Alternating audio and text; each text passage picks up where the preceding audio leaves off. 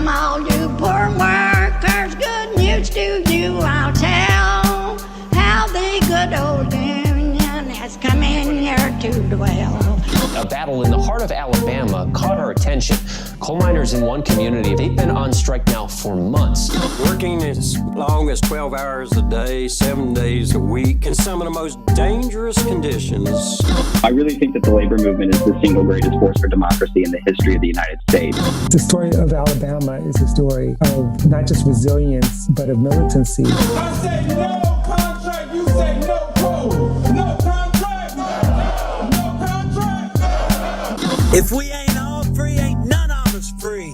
You're listening to Alabama's only union talk radio show, The Valley Labor Report, with Adam Keller and Jacob Morrison. Hello, Tennessee Valley. This is the Valley Labor Report. My name is Jacob Morrison, here with my co-host and fellow agitator, Adam Keller. We're broadcasting live online and on the radio from the heart of the Tennessee Valley, the Spice Radio studio in Huntsville, Alabama. Today, Ed Grister talks about the ongoing privatization of Medicare. Alabama paper mill workers reject another contract offer. Hazel Green cops kill the wrong man. Walgreens admits that the shoplifting craze from last year was not actually that bad. All that and more on today's program. If you want to be part of the show today, we've got a phone number and the line is open. You can call or text 844-899-TVLR. That is 844-899-8857. You can also leave a voicemail throughout the week. Send us a text message throughout the week, and we might answer it on the next program.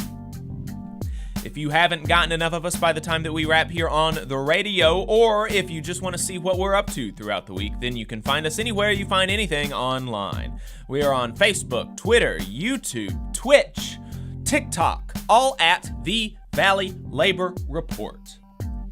Just a reminder, your support helps us stay on the air. Our largest single source of funding comes directly from our listeners. So if you want to become a sustaining member of the program, make a one-time donation or buy our hat or a t-shirt. I had been telling y'all for like a month that we were out of hats and t-shirts. But I cleaned out my car the other day and I found like 4 or 5 more hats and 1 more t-shirt. We've got 1 red Join a Union shirt left and 4 or 5 of the Good Things Unions Graphs hats. So send me donations at tvlr.fm/donate if you want to get one of those. Or if you just want to support the show, you can also become a patron at patreon.com/The Valley Labor Report. One perk of being a patron, that I don't talk about very often, is that you get a commercial-free version of the show.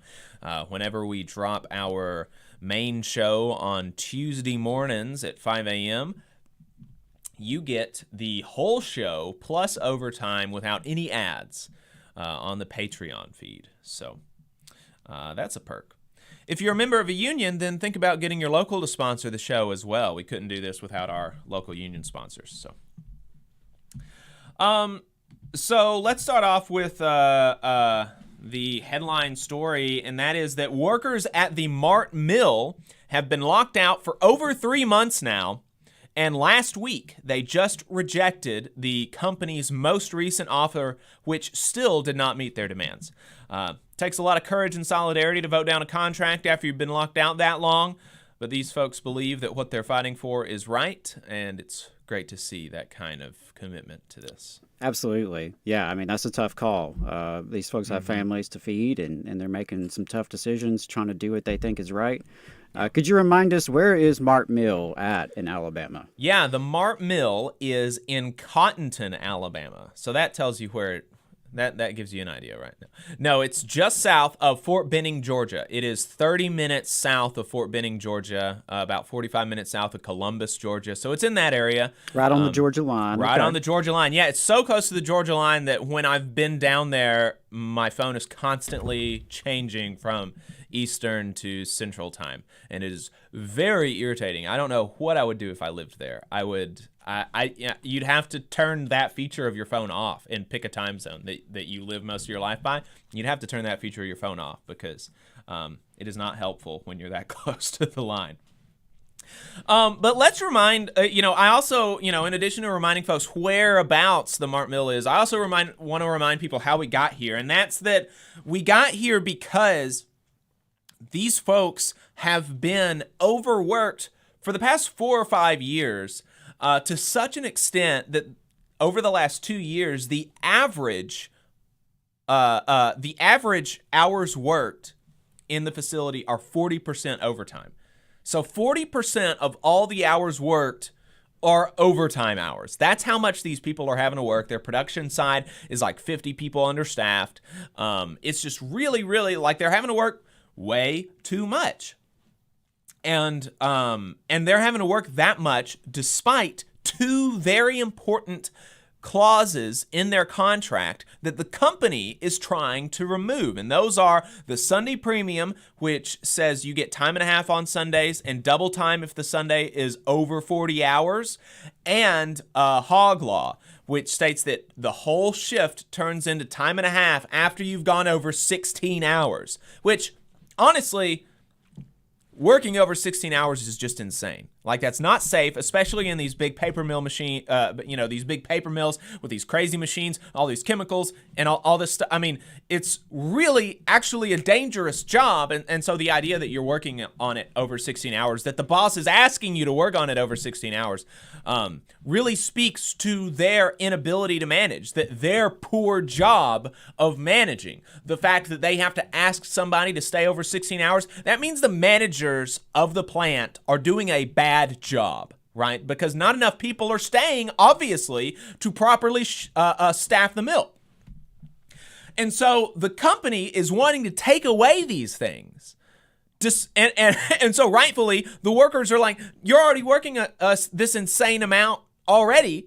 What's going to happen if these penalties are taken away? You're going to work us even more, obviously. That's like the obvious thing that's going to happen. One of these people that I talked to, he said that over the last 2 years, he had worked an average of 49% overtime. 49% of all the hours worked were overtime. Okay? That's just insane. And so they're like, no way are we letting you take these things out of the contract because you'll just run us ragged if you do that. And, obviously. And the company was so insistent on taking these out of the contract that they said, okay, look, we'll give you a $30,000 bonus. And that tells you that this isn't really about the money. This is about the time that would be taken from them, right? Because they voted it down, even with a $30,000 one-time ratification bonus. Because even with that, over the life of this contract, you still end up losing money. But then at the next contract, it's not much money that they would end up losing because of the $30,000 bonus.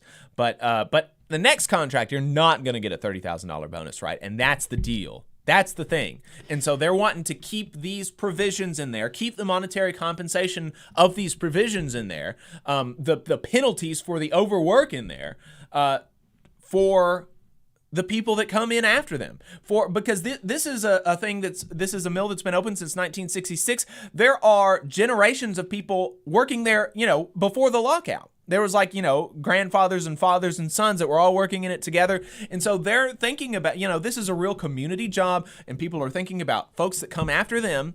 And it's important that their time is protected. Yeah, I think that's huge, what you just laid out, that folks are considering what happens after they leave, right? Because it'd be easy for some of the members who are close to retirement to say, let me just get that bonus and move on, right, and just coast on out of here these last couple of years. But that takes true solidarity to understand how the contract's going to impact everybody and how it's going to impact folks even after you're gone. Yeah. Even after you're no longer impacted, but the impact of your vote and your decisions will continue to carry on over the years. And I think that's just that's a testament to the organizing there in that local and the community they've built, that they are willing to recognize that and to look at it from the big picture. Yeah, and the support from the older members is really that. I mean, it's a lot of it is older members, actually. The median tenure of an employee at this place is over 20 years. Wow.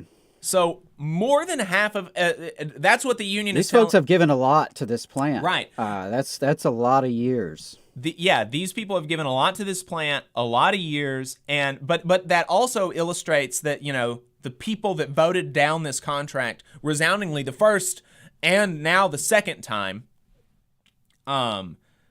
they're not young guns that are looking out for themselves. They're people that I talked to that's been working there 35 years, that's looking at retirement shortly, and they're like, you know, they're telling me exactly what you just said, Adam, that I could have voted yes, and, you know, not that my one vote yes would have mean we accepted, but by that logic, you know, if I had accepted this contract, I would have actually been better off as an individual because I'm retiring next year. You know, 60 of these people have already retired since the lockout began. So a lot of these people, they would have actually been better off. But they voted no because they're thinking about the people that are working there now that are younger and the people that are going to come after them. Right. They're thinking about the future and not just themselves. Yeah. And they're thinking about the community and not just themselves. And that's what unionism is all about. So so from the start, you know, their thing has been no concessions, no concessions, no concessions, which is like the idea that no concessions has to be a rallying cry today, you know, in 2022 with this crazy labor market, with this company having made more money than they ever have in their history in 2021, $3.4 billion of profit, the executive team getting 53% compensation increases in 2022. You know, the idea that their rallying cry is just don't take from us is really, really, that's, you know, that should show you the difference between the sides here. You know, you've got this one side of folks who are saying, don't take from me, don't steal from me, don't steal from my community, don't take money that would be circulating in rural Alabama and send it to New York or DC or wherever the hell, right?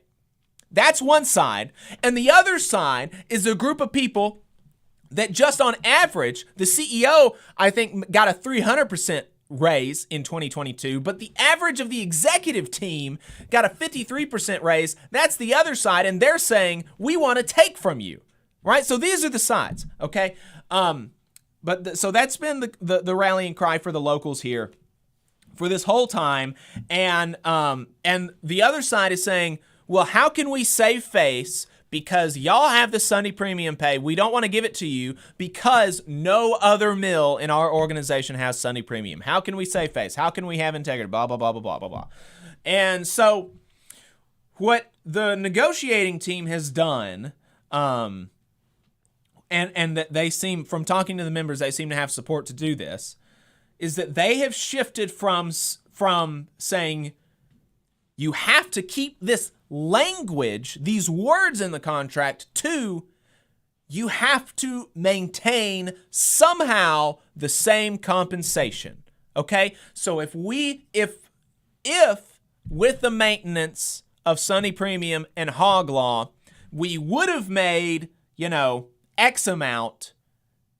If you want to take this out, you've got to figure out a way to put X amount in the contract. Not as a ratification bonus, but as a general wage increase or as an increase to our retirement funds or an increase to the healthcare, etc., right? You get the idea. And so that has been the shift that the negotiating committee has made recently. And so there has been some movement on that, which is welcome. I think that my understanding is that the company has moved 4 or 5% to getting to the 10%, right? So if you would be 10% more compensated with these provisions in there, then they're about 5% there. They're about halfway there. But the thing is no concessions, right? And that's what these people are rallying around. They're saying, no, you got to give us the whole 10%. You got to at least maintain, right? That's what we want. We don't want to meet halfway between you taking 10% and not taking anything. We don't want you to take anything. Right. We don't want you to take anything. And so that's what the contract offer was, more or less. You know, we could get into some of the details of it and where all that money was, but that was the gist, is that between general wage increases, healthcare, and retirement, they were about halfway from where they started to just not taking anything to just maintaining the status quo. And so, and so the company sent that as a quote unquote last best and final, which that doesn't mean anything, to the membership, or to the negotiating committee. The International wanted the membership to vote on it. Membership voted on it, and they voted it down. They voted it down resoundingly. And so now they're going back to the negotiating table. The company was wanting them back at work on January 16th because a lot of their help was only contracted actually through this week. So we'll see what the company does with this. But the company, has been making moves to obviously that they're anticipating a shift. They were anticipating a shift. They were anticipating, we think, myself and the union leadership believes that they were anticipating these people going back to work because the trailers were leaving, the fences were coming down, all of this stuff that's indicative of the lockout. This is all changing. And so their help is leaving after this week. A lot of the help is leaving after this week. A lot of the scabs, the dirty, rotten, no good scabs, right? They're leaving after this week. And so we're going to see what happens and how motivated the company is to get them back to work on January 16th. But the Bobby Watson, president of one of the locals down there, he feels pretty confident that that they can get the company to move to just not taking anything. So we're behind them. We're hopeful that that they're able to maintain, and we'll definitely keep you updated as this progresses. So. Absolutely, yeah. Sending our solidarity down to the United Steelworkers at the Mart Mill. Best of luck. Stay strong. We're going to head to a break really quick. On the other side, we've got Pennsylvania union man Ed Grister on to talk about the privatization of Medicare. We will be right back. Hometown Action is a grassroots organization building a multiracial, working-class movement for racial, gender, economic, and environmental justice in Alabama's rural communities. We stand in solidarity with Alabama workers and are proud to support the Valley Labor Report's efforts to inform and build the Southern worker movement. Please visit hometownaction.org and follow our social media channels at Hometown Action to learn more about how you too can get involved to make the South a better place for all workers. Solidarity, y'all. IBW 558 is like a great football team. You've got to have the aptitude, skills, and knowledge to outperform the competition. If you're a non-union electrician, now is the perfect time to get off the sideline and join our team. We have the absolute best wages and benefit package in North Alabama and Southern Tennessee. It's because our team stands together, bargains together, and our families benefit from it. With immediate openings, you have the opportunity to see why the IBW is the right choice. Energy Alabama is a locally operated and membership-based nonprofit organization focused on advancing Alabama's clean energy future through education and advocacy. Many people in charge of infrastructure and building decisions simply don't know about how viable clean and renewable energy is. To that end, Energy Alabama has provided instruction to more than thousands of adults and tens of thousands of K-12 students across the state. We're working hard to build careers in clean energy and help everyday Alabamians save money on their utility bills. Learn more about our work and how you can join us at energyalabama.org. Support for the Valley Labor Report comes from the International Federation of Professional and Technical Engineers Union. Learn more by visiting www.ifpte.org. The attorneys at Maples, Tucker & Jacobs have stood with the working people of Alabama for over 40 years, providing skilled legal representation for your workplace injury claims. When you are injured on the job, it can be a scary time. The attorneys at Maples, Tucker & Jacobs have the experience to guide you through the process to make sure that you and your family are properly taken care of and your rights are protected. If you need help, call the attorneys at Maples, Tucker & Jacobs at 855-617-9333 or visit online at www.mtnj.com. No representation is made that the quality of legal services provided is greater than the quality of legal services provided by other law firms. Support for this program comes from the International Brotherhood of Electrical Workers, Local 136 out of Central Alabama. Learn more at ibew136.org. Attention union members, membership organizations, podcasters, or anyone with a payment processing need. The future is here, and your organization needs to be prepared by working with Unionly. With Unionly, your union or organization can take payments on a mobile device, eliminating processing fees, giving you a better price than other payment processing methods, while at the same time supporting a union-friendly business with a specialized skill set to meet your needs. Your members will thank you when they pay their dues at their convenience without waiting in line to deposit cash or check. Start preparing for the future today by calling 206-595-8631 or visiting unionly.io. Are you looking for a better future, a career that can have you set for life, and to be a part of something that's bigger than yourself? If you are, then consider a skilled trades apprenticeship with the International Union of Painters and Allied Trades. The work of IUPAT is all around us, from the industrial painters who work on the bridges to drywall finishers, floor coverers, the glazers who install the glass in our skylines, and so much more. With an IUPAT apprenticeship, you earn while you learn and receive benefits while learning the trade, including a pension. We provide world-class education free of charge. That's right, no student debt. Our starting salaries for apprentices that graduate is above the national median salary with benefits for entire families. And you have the flexibility to take your trade wherever you'd like in the country to work. IUPAT District Council 77 covers our entire region, so give Adam Booth a call at 205-603-3142 for more information. Again, that phone number is 205-603-3142. Come build a better future with us today and join IUPAT. Come all you poor workers, good news to you I'll tell, how the good old union has come in here to dwell. Labor creates all wealth should go to labor, and you are listening to the Valley Labor Report. My name is Jacob Morrison. My co-host is Adam Keller. If you've got anything to add, send us a text message. The phone number is 844-899-TVLR. After we wrap up with this guest, you can also give us a call at the same number, 844-899-8857. So Ed Grister is our guest this morning. He has more than 40 years of experience in the labor and healthcare justice movements. He is co-founder and current chair of the Western Pennsylvania Coalition for Single-Payer Healthcare, served as president of the Butler County, Pennsylvania United Labor Council for 15 years. He's also got decades of experience organizing and negotiating contracts for healthcare employees with the Service Employees International Union and the Pennsylvania Association of Staff Nurses and Allied Professionals. Ed, thanks for taking the time to talk to us this morning. I appreciate it. Thank you. So, one of our first interviews that we did on the program was with a few PASNAP nurses. So we really liked having them on and think that that's really probably, one of the best unions out there. It's great. Yeah, I would say PASNAP is a notch above most of the other unions, which we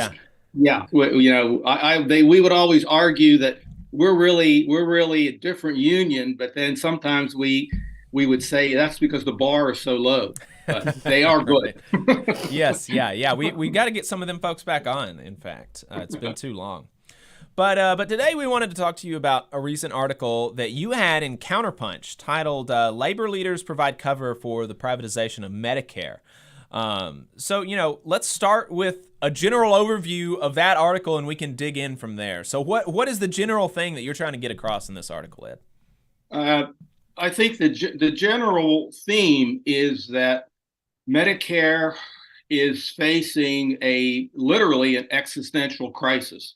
And the existential crisis is the privatization of its services. It's being used as a cash cow, literally, by the same insurance companies who refused to provide services to the elderly and disabled when Medicare was originated in the 1960s. And because there's been an incessant drive to privatize it, literally, this is the 50th anniversary of the inception of insurance companies in Medicare. So Medicare was created in 1965 because there were no effective, reasonable insurance for people over 65.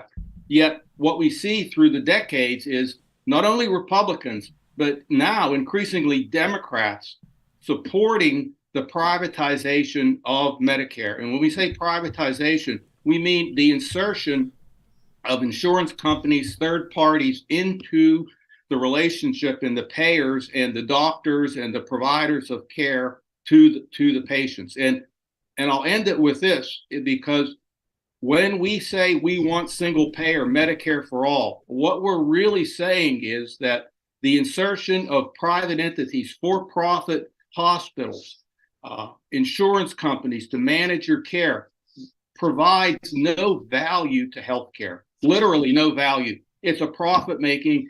And my article was exposing that and talking about why labor is in a losing battle if they don't begin to expose this and come out for the public interest. And it's also related to the general crisis inside labor, where I would say, and I'm going to just be upfront, that it's not capable of meeting the needs of the day, where you have the mass of people more in favor of unions. The mass of people, the public, wants to have some kind of healthcare solutions, but we really don't have a movement that is pushing that. And I think that we're trying to articulate that we're losing the possibility of Medicare maintaining itself. And literally, we'll get into this, the Center for Medicare Services has the goal privatize Medicare totally by 2030. Right. Well, that's, not only, you said that the insertion of the profit motive and these third parties and these insurance companies, not only do they provide no value, but you also point out, and it's not just you saying this, you're like reporting from like GAO reports, and this is well known, that it's actually in fact a negative value to the consumer. Yes. To the consumer, right, to the human who needs this care to survive, but also to the taxpayer, which is the taxpayer is supposedly this thing that we worship in America, right? But let's start with the introduction of these insurance companies into Medicare, and you one of the things that you mentioned in your article is that a driving factor in the privatization of Medicare is HMOs. Explain that. What is an HMO? What is the function there?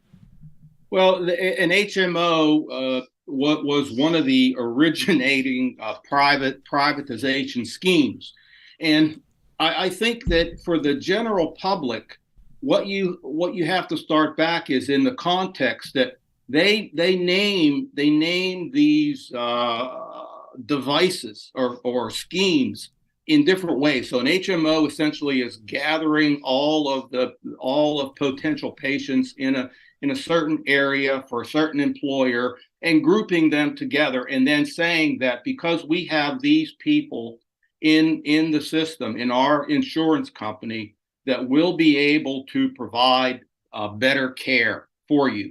And that was the original methodology used by the privatization.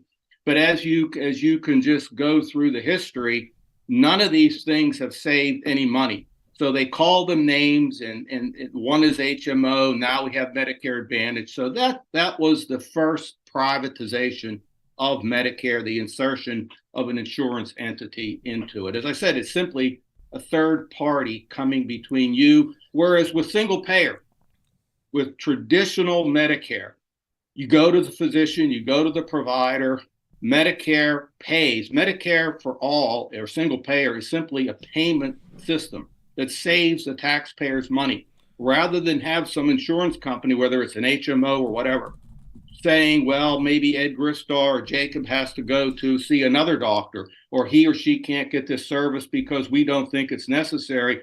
There's immense administrative costs that are associated with all these middle people coming into the healthcare, because they have to be looking at your bills, they have to be looking at everything, as opposed to Medicare, which only has a 2% overhead. Insurance companies overheads 10, 15, 20%.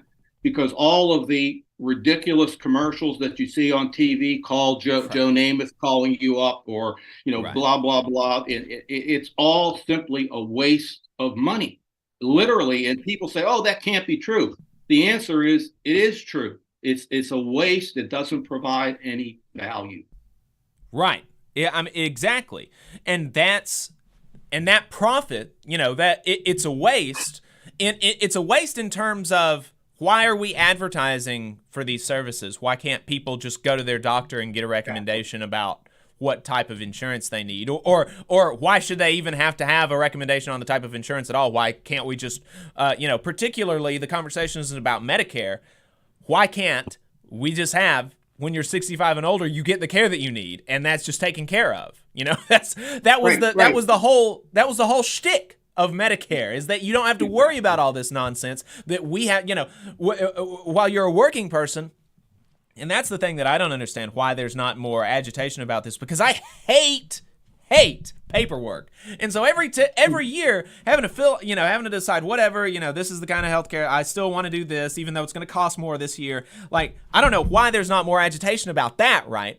But that we weren't supposed to have to deal with that when we retired. And yet now we are, and they're using this money to not only pay to advertise and all these administrative costs, but also the CEOs are making money. And CEOs are making a lot more money than the head person of Medicare would. And for what reason? Right. Yeah, and I think, again, you have to look at what is the ideological drivers of this. The ideological drivers are that it can be used as a cash cow, and all of the research that has just come out. I mean, it's like billions and billions of wasted dollars, profits, excess billing, everything that could be, as you said, transferred back into the delivery of care to the public.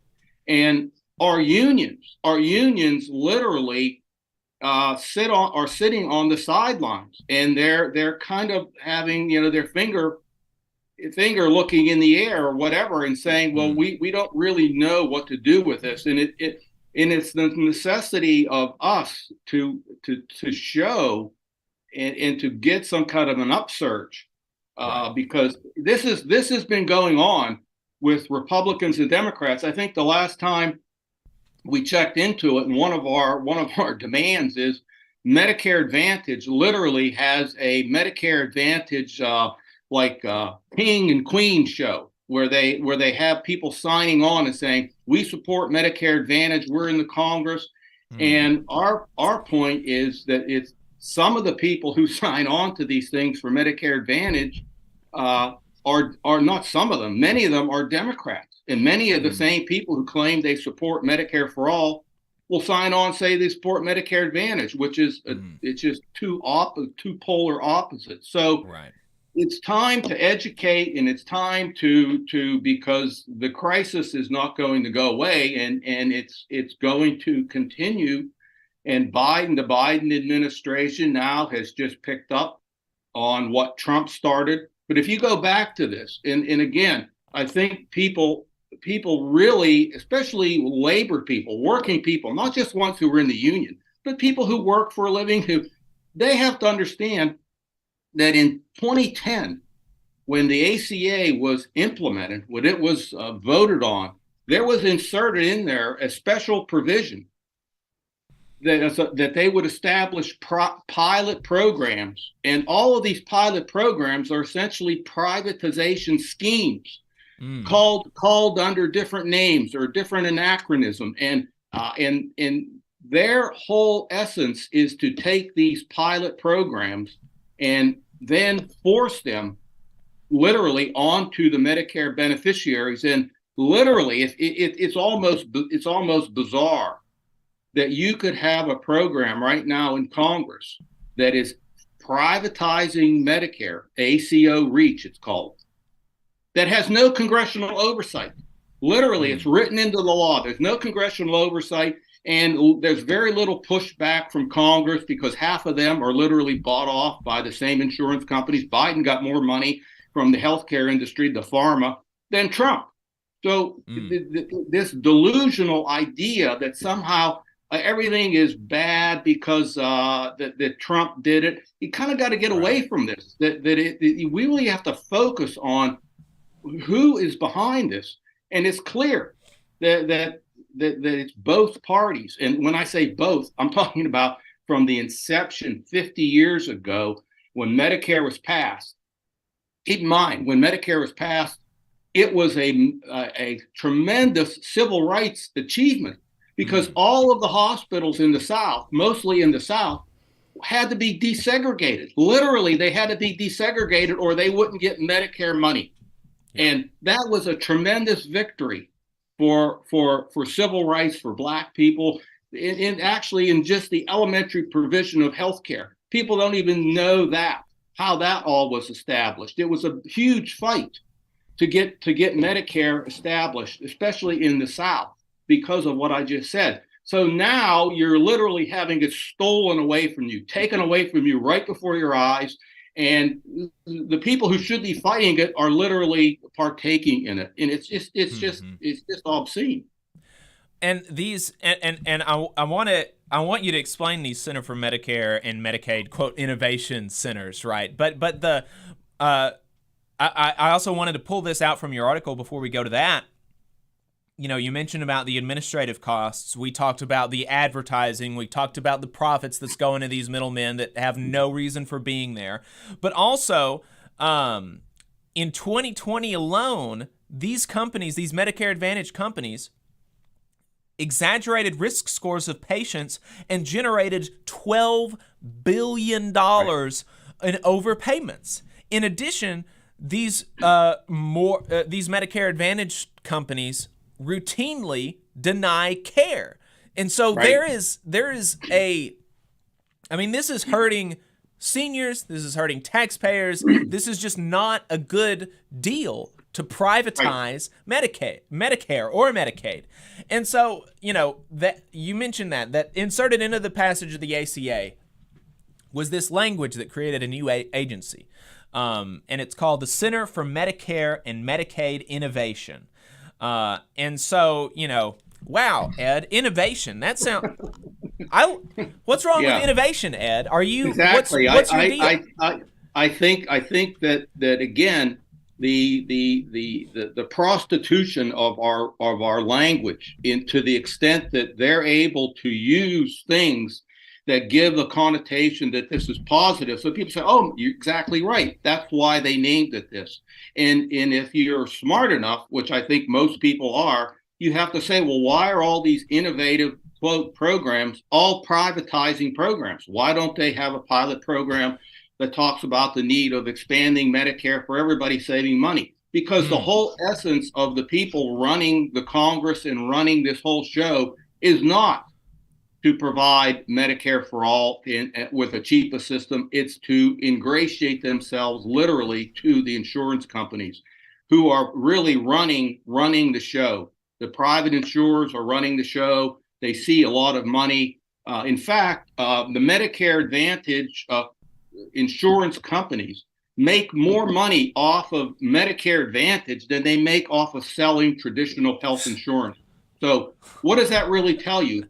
That we're basically subsidizing these corporations, these literally parasitical corporations, who then come on the idea and say that, well, we're innovative, we're saving money, and it's just not true. As you just pointed out, $12 billion, and you can go through some of my links and do your own research on a lot of the money that has been found to be misappropriated. They aren't even going after and getting. They're not even seeking money. They're not seeking penalties, not seeking fines.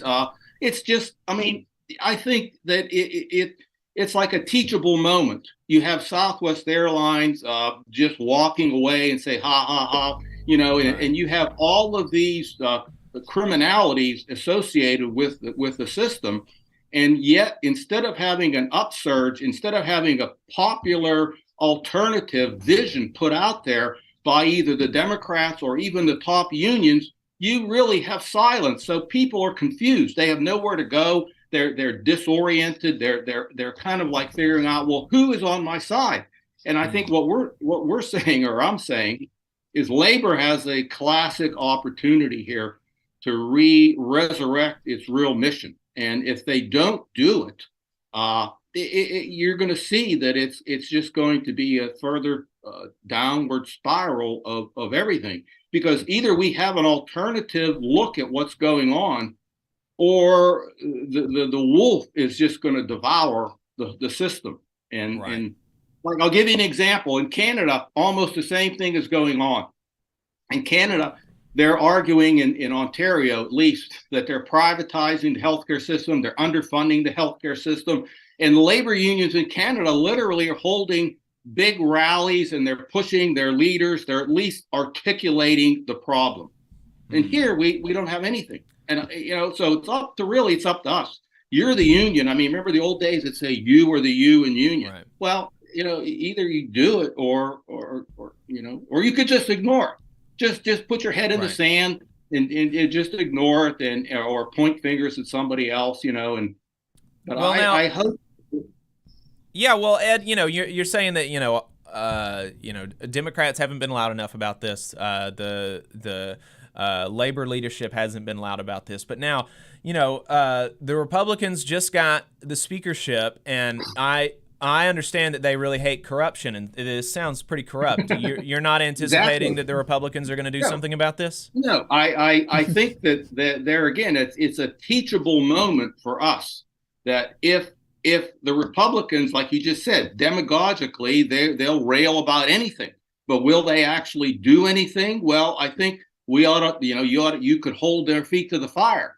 Like, you could go to the Republicans and say, here's $12 billion of corruption. Why are you doing this? And, and try to change the terms of the debate. And I think that's really what we have to do. And that's what we're trying to do. I mean, we're just trying to, and there are some labor councils that have passed resolutions, and it's all in the, we're trying to create a new alternative to fight this. And I think once the public would become aware of it, and see, that's the role of labor. Labor has the resources, labor has the potential power to do it. And it has to assume that role, but it can't assume that role if we don't have an organized plan. And this is, the first part is hopefully doing what we're doing now. And yeah, the Republicans, I mean, what can you say? You have to just use, but it's also, you can shrug your shoulders and say, well, why aren't the Democrats doing it either? They're not really saying anything either, So we have a plague on kind of both your houses. Yeah, and this ACO reach, you say in your article that this, and this is one of these quote unquote pilots. Yes. That was established under here. You're saying that this program auto-enrolls beneficiaries who have selected traditional Medicare into a privatized program without their consent, and that these programs can actually be eligible for profits of 25 to 40%. How is that possible, that they're enrolling these people who want traditional Medicare into a private plan? Well, it is kind of, and they set it up to be complicated, so I'll try to simplify it. So I'm in traditional Medicare, and I have a personal primary care physician. If one of these ACO REACH programs can go to my PCP and tell my PCP that we'd like you as a doctor to enroll in this program, we'll give you certain incentives, we'll give you certain benchmarks that you should be following. And that, if you think about healthcare, there's really not much to save except by denying care. Either you deny care where it's necessary, or you can't make really a profit. So that's kind of like where it's all at. They'll take a PCP without the knowledge of the beneficiary and say that, we'll help you, the doctor, manage Ed's care or Jacob's care. Manage meaning controlling where he or she could go, and then they might have a network.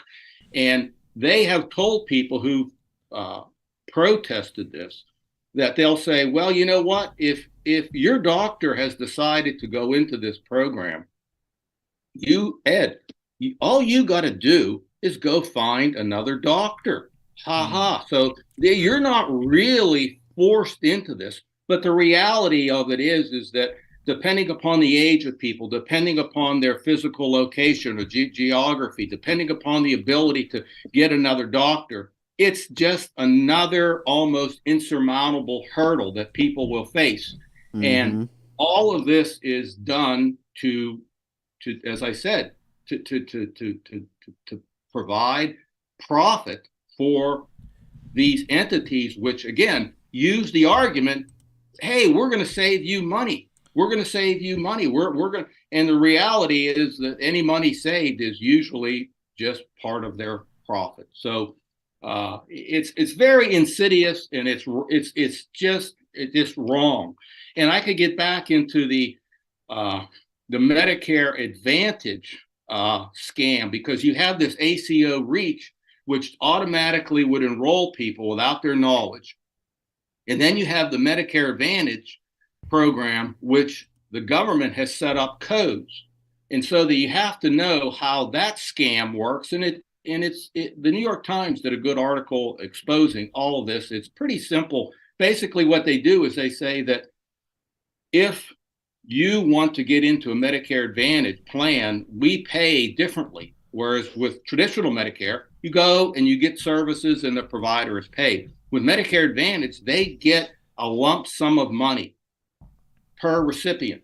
But how do they know how much money to get for a recipient? What they do is they get an opportunity to code your physical health.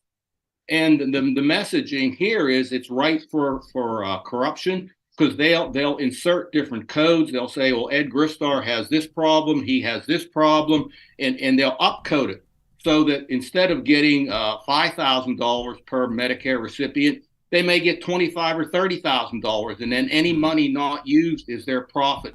And this is all documented, and it's all out there, and it's all been associated with part of the $12 billion in overpayments.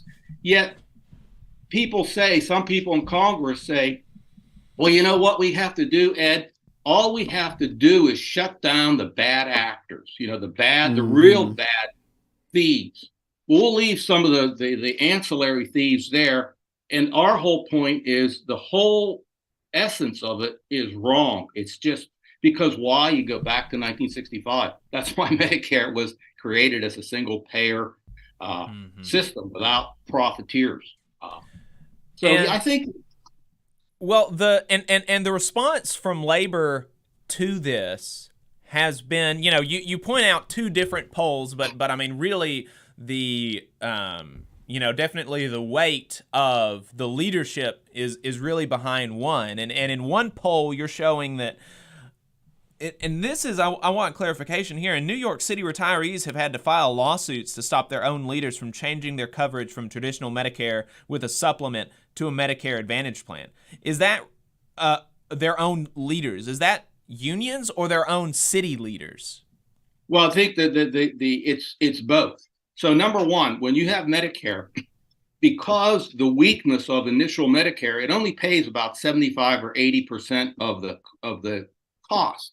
So people traditionally in the past, what they've done is they have gotten a supplemental plan. Okay, that's what I have. You have to go and purchase another supplemental plan to cover the things that Medicare doesn't cover. Now that is an expensive or somewhat expensive, and as healthcare costs go up, those costs go up depending upon your age and depending upon where you live. So like right now, I think I'm paying $140 a month, which is a substantial amount of money. Wow, that's more than I'm paying. Yeah.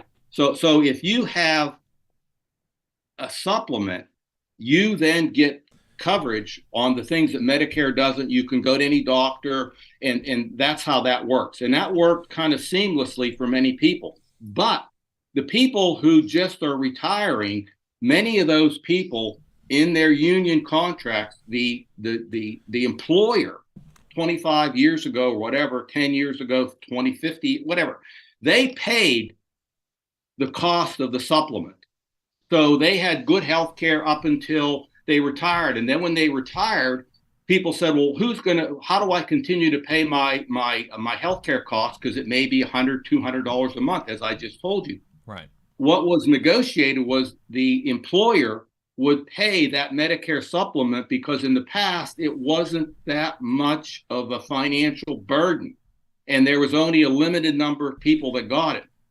So as the cost rose, the employers would say, well, what the hell am I paying your supplemental cost?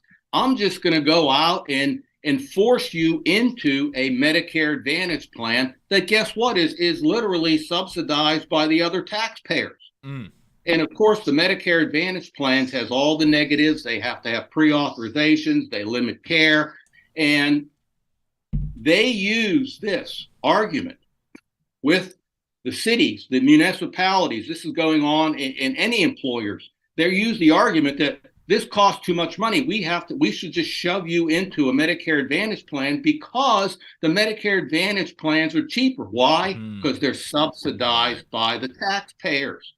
So you have like this vicious circle, and the unions then are in the kind of a position where they throw their hands up and they say, well, what are we going to do here? And so then the retirees are saying, well, I'm going to potentially get worse coverage. I should have this. And that's the essence of it. And the whole argument that we're making is that the insane corruption should be ended, and you could provide everybody with better health care.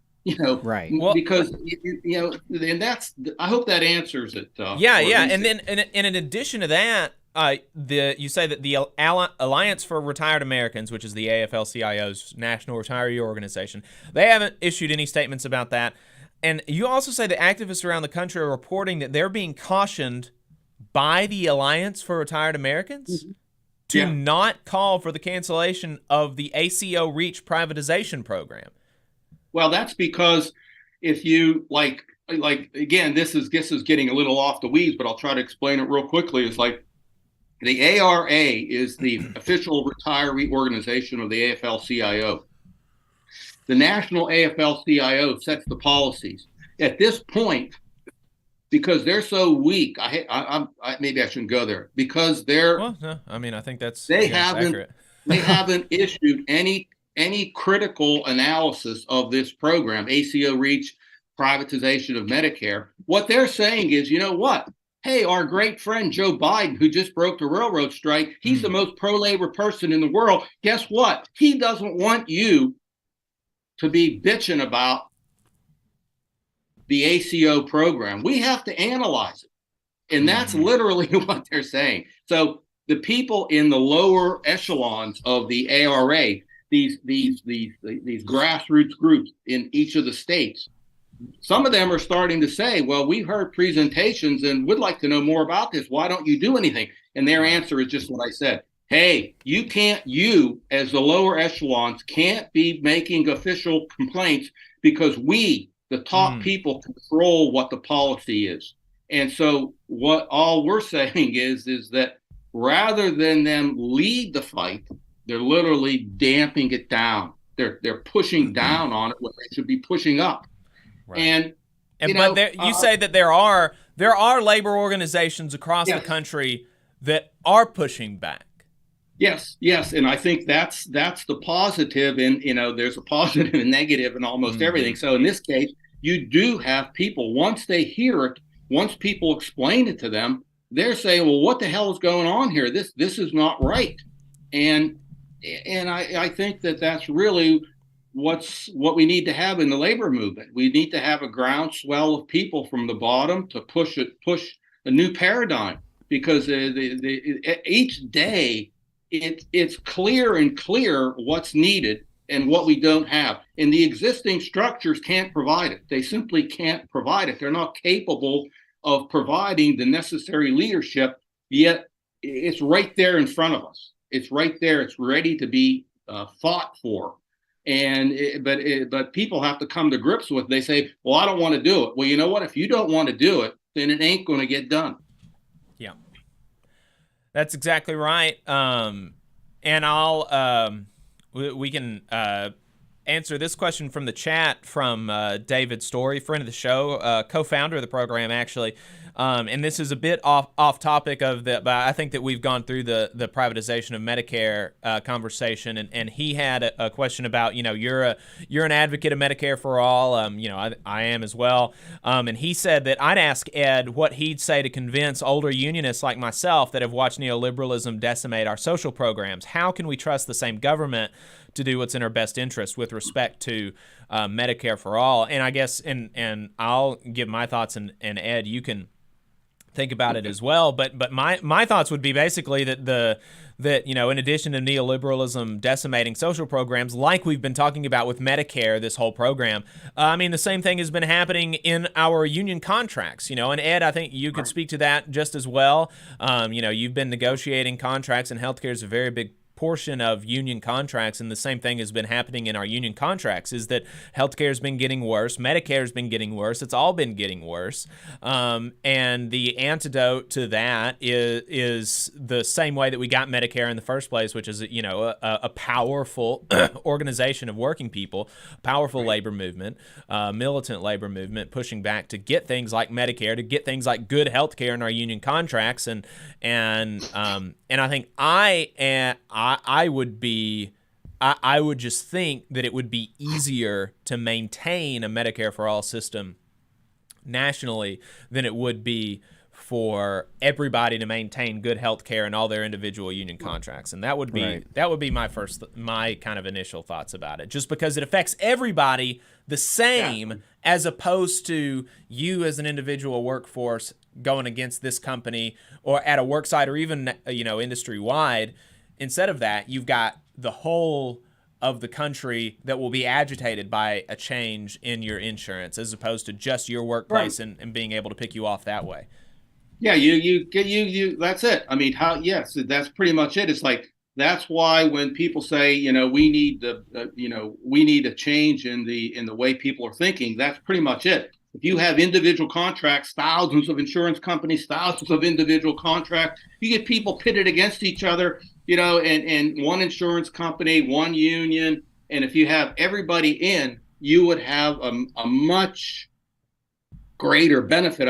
This is where people who have union contracts, and they say, well, you know what, Ed, if I had Medicare for all, I'm going to lose my benefits. And it's like, we interviewed a congressperson from Western Pennsylvania who said, well, I don't think I could really support Medicare for all. And we said, well, why not? Well, some people have benefits under Medicaid, literally Medicaid, which is even lower than Medicare. And I don't know whether, if we had Medicare for all, they would continue to get those benefits. And it's just like just skimming over reality, because most people don't have 70% of the benefits that would be in a Medicare for all plan. For instance, long-term care.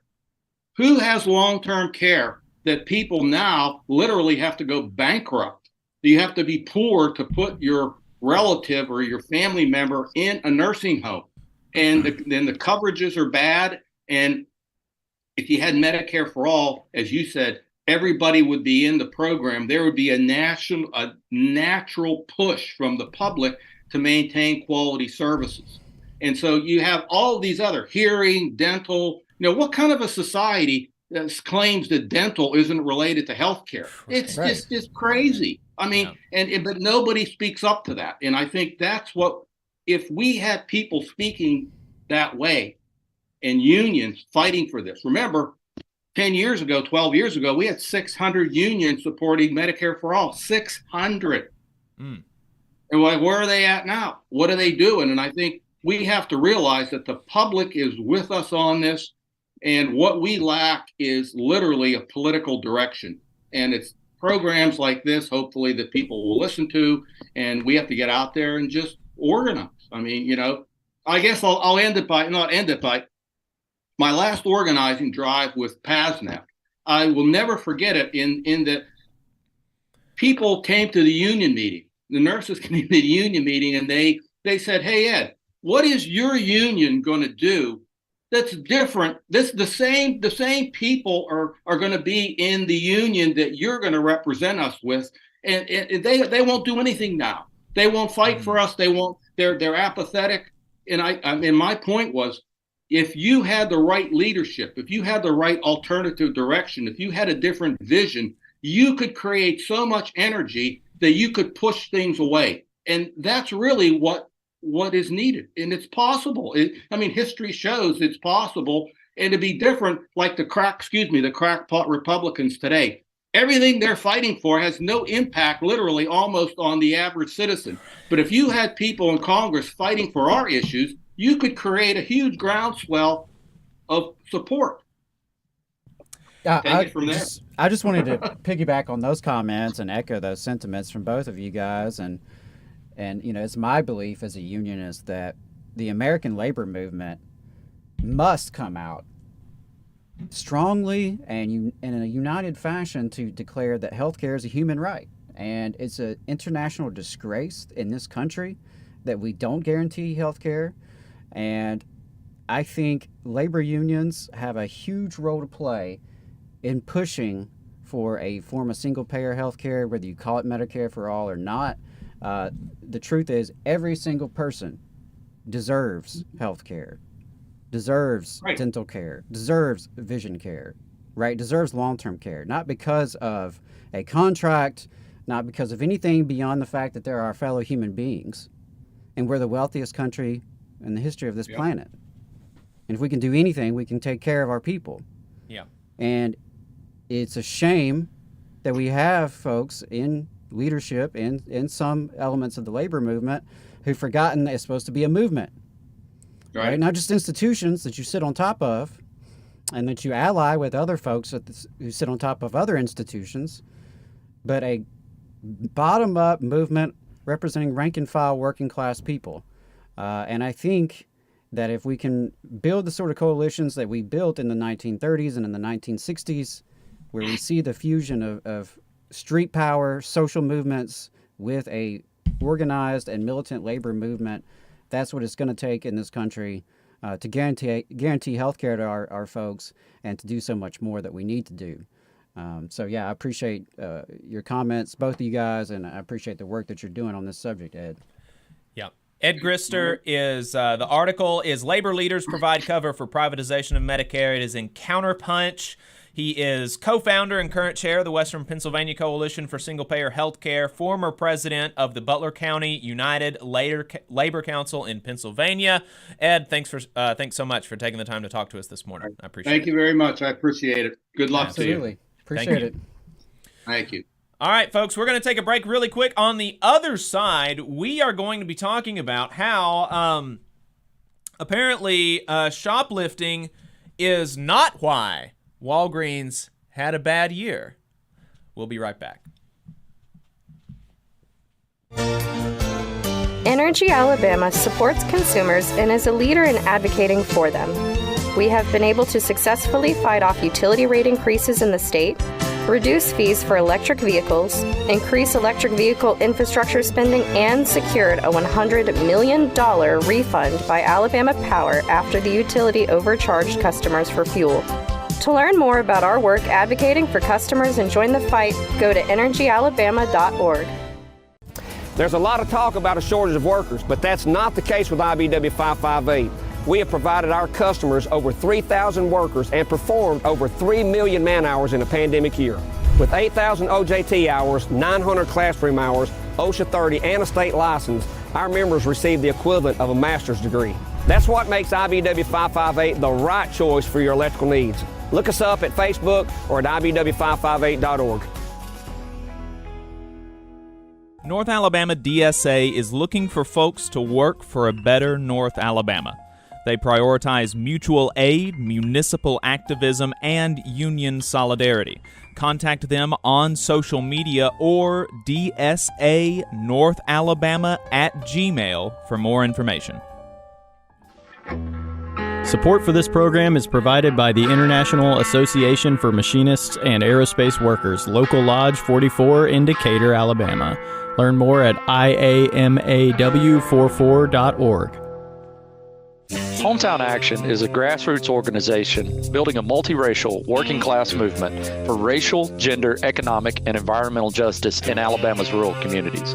We stand in solidarity with Alabama workers and are proud to support the Valley Labor Report's efforts to inform and build the Southern worker movement. Please visit hometownaction.org and follow our social media channels at Hometown Action to learn more about how you too can get involved to make the South a better place for all workers. Solidarity, y'all.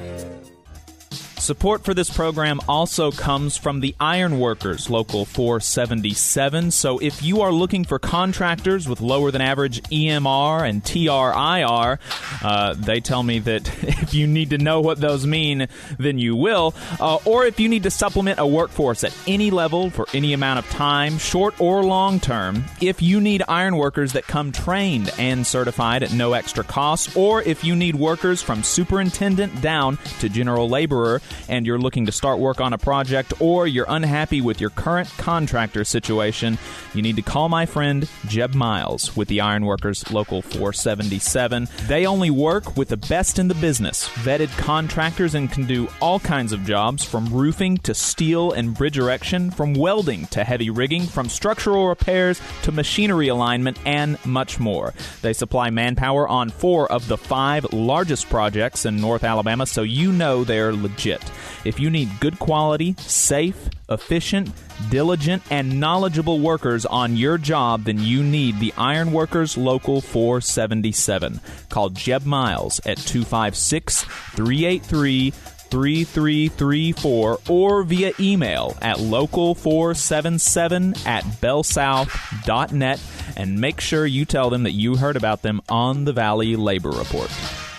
We're the nurses, firefighters, and claims representatives that help keep our government services running. We respond to natural disasters. We care for our nation's veterans, and we investigate discrimination in the workplace. We are federal and D.C. government workers, and we are proud to serve the American people. Working in more than 70 agencies across the government, we know we can fulfill our mission because our union has our back. Learn more at afge.org. Paid for by the American Federation of Government Employees, AFL-CIO. Support for this program also comes from the Mid-South Council of Retail, Wholesale, and Department Store Union. Learn more at rwdsu.info.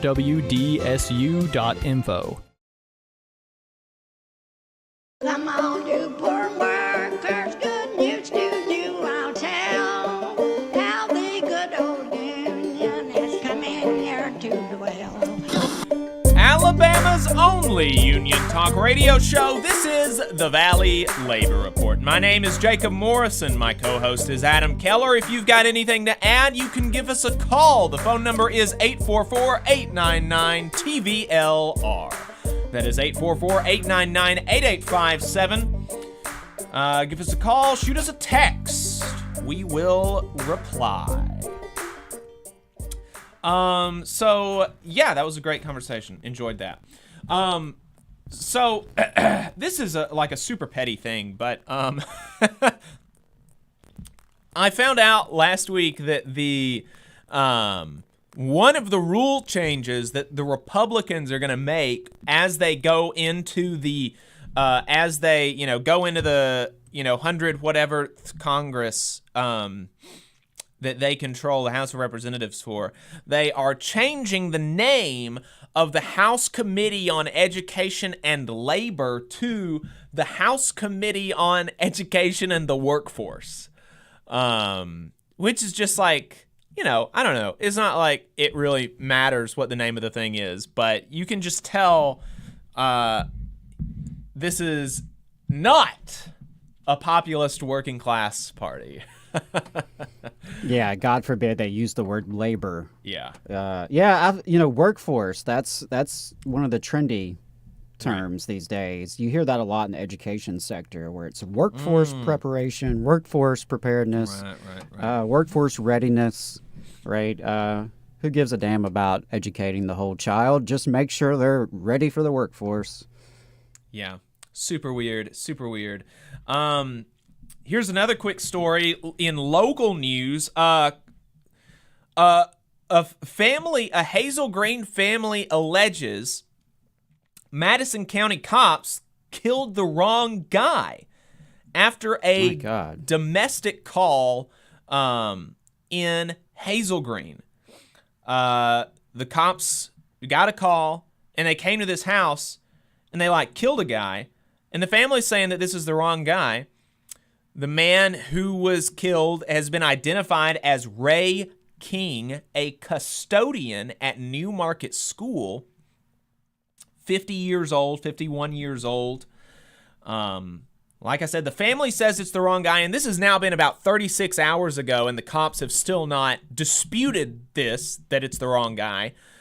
So it almost certainly is. I can't imagine a scenario in which this is the right guy, and 36 hours later, the cops have still not attempted to correct the record. That would just be a bizarre timeline. Yeah. And so I feel, obviously all of the facts have not come out yet, but it's, I don't know what other conclusion to come to than they killed the wrong guy. They have said, while not disputing that they killed the wrong guy, they did say that the man who was killed had a gun, which is his right as an American, presumably, ostensibly, to have a gun in his home. Right, and in Alabama, particularly. In Alabama, where we just passed constitutional carry. Constitutional carry went into effect 6 days ago. Right. Right? So we're supposed to have the authority to carry a gun in our homes, to have a gun for protection.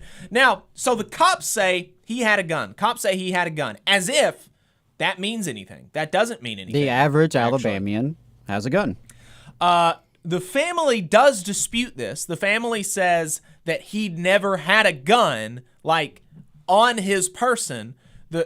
That he did have a gun on the counter, which he keeps there for, the family's protection or whatever. But, frankly, a lot of Alabamians answer the door with a gun. Especially if it's an unexpected knock on the door at 11 o'clock at night, right? That's not a weird reaction, Not at all, no. If I had a gun, I've been meaning to get one for years and I just never have gotten around to it. But if I had a gun, if I had a pistol, somebody comes around knocking on my door at all hours of the night, I would probably have it on me, on my person, right? That's literally the whole thing about guns, ostensibly, is you hunt and you protect. This is supposed to be the thing, the reason that you have guns. Is you're protecting your family or you're hunting, right? And so the idea that the cops are putting out there that, oh man, well, he was armed. Okay, that doesn't mean anything. Yeah, and I just want to clarify something in terms of they killed the wrong guy. Well, I don't know that there was a right guy to be killed. Sure. Yeah. And if there was a legitimate domestic violence incident happening that required police assistance, then that is what it is. But it's just so disturbing how many times we see calls for assistance to the police result in someone being killed or being seriously hurt, whether it's the quote-unquote right house or not. And that does make it even more shocking. Because what happens, I find a lot of times, is people think that, well, this couldn't happen to me. It couldn't be me, or it couldn't be my kid, right? It's somebody else. Right. I stay out of trouble. I don't have any problems with the law, so... but that's not the case. Yeah, this is something that impacts everybody. I hope that there is a full investigation and that folks outside of Madison County are involved in investigating it, because I do not have the confidence that the foxes can guard the hen house. And I hope that the truth comes out. I hope that this family can find some peace and some little bit of justice, because that's just is disturbing, and it happens way, way too frequently, especially here in this community. It seems to, between the Huntsville Police Department and the Madison County Sheriff's Department, the amount of issues we've had in recent years, it's scary.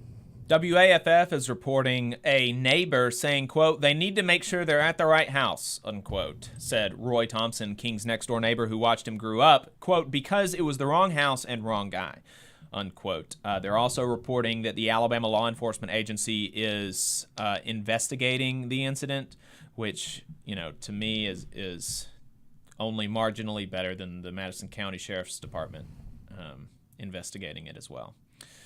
So it's a real shame. Yeah, keep your eyes peeled on this, and we'll keep our eyes open for some updates as well. Definitely want to see what comes of this investigation, but that's just it's just awful, and I hate it for this family. I couldn't imagine. And it's just one more little piece of evidence as to why so many of us have concerns about law enforcement, have fear of law enforcement. It's not irrational. Right.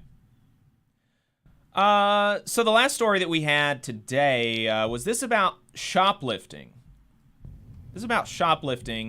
So if you're not following More Perfect Union, you need to fix that. You need to be following More Perfect Union. They're always putting out some really good stuff. Absolutely. Some of the best labor reporting happening in the country. Absolutely. And the deal with that is they had a thread last week, a couple of days ago, as I'm reading this, from their Twitter page here. Last year, Walgreens repeatedly sounded the alarm about shoplifting. But today, which was the 5th of January, a Walgreens executive admitted that they might have, quote, cried too much last year, unquote, about theft. What he didn't acknowledge, however, is that Walgreens is losing money because of billions of dollars in fines, not robbery. Let's remember that last July, More Perfect Union points out, one single viral video about shoplifting at Walgreens got millions of views, was covered in over 300 articles nationwide, and that bolstered the perception that shoplifting at Walgreens was hurting the company's bottom line. And this is about one incident. We've all saw last summer, there was just an insane amount of coverage about, shoplifting this, shoplifting that. Shoplifting is so bad. An article after you would article. have national media talking about like a very localized shoplifting incident, Yes. and it getting tons of traction. It just... Right. Yeah, blown far out of proportion. But the coverage about other, and this is the whole thing, right? That working people or people at the bottom rung of society, our quote unquote criminal behavior, our behavior that is antisocial is criminalized, and not necessarily unrightfully so. It would not be great for society if everybody just shoplifted everything, okay? I think we all acknowledge that. But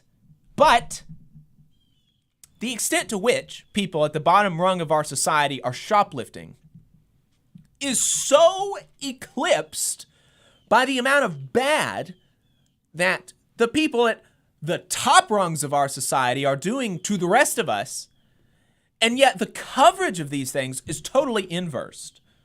So one of the things that they pointed out is today, which was 2 days ago, January 5, Walgreens posted its first quarter earnings, and they would have generated over $1 billion with a B in profit if not for a massive $5.2 billion settlement related to opioid litigation.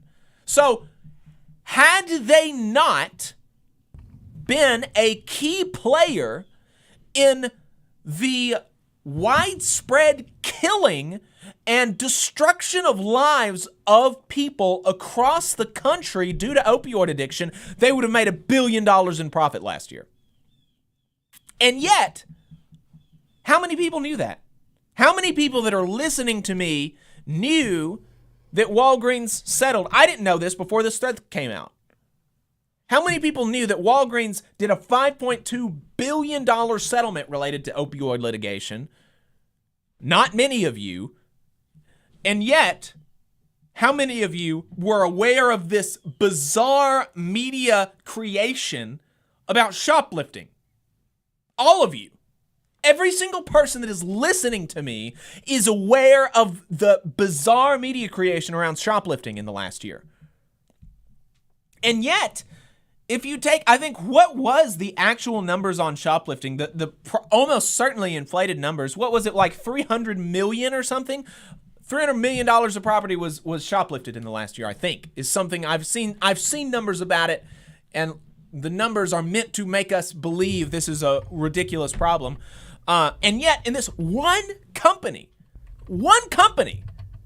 had a $5.2 billion settlement related to just the opioid litigation. We're not talking about their wage theft, which Walgreens also got hit with a wage theft lawsuit in 2020, where the company ultimately had to pay out $4.5 million in 1 year to a combined 2,600 workers.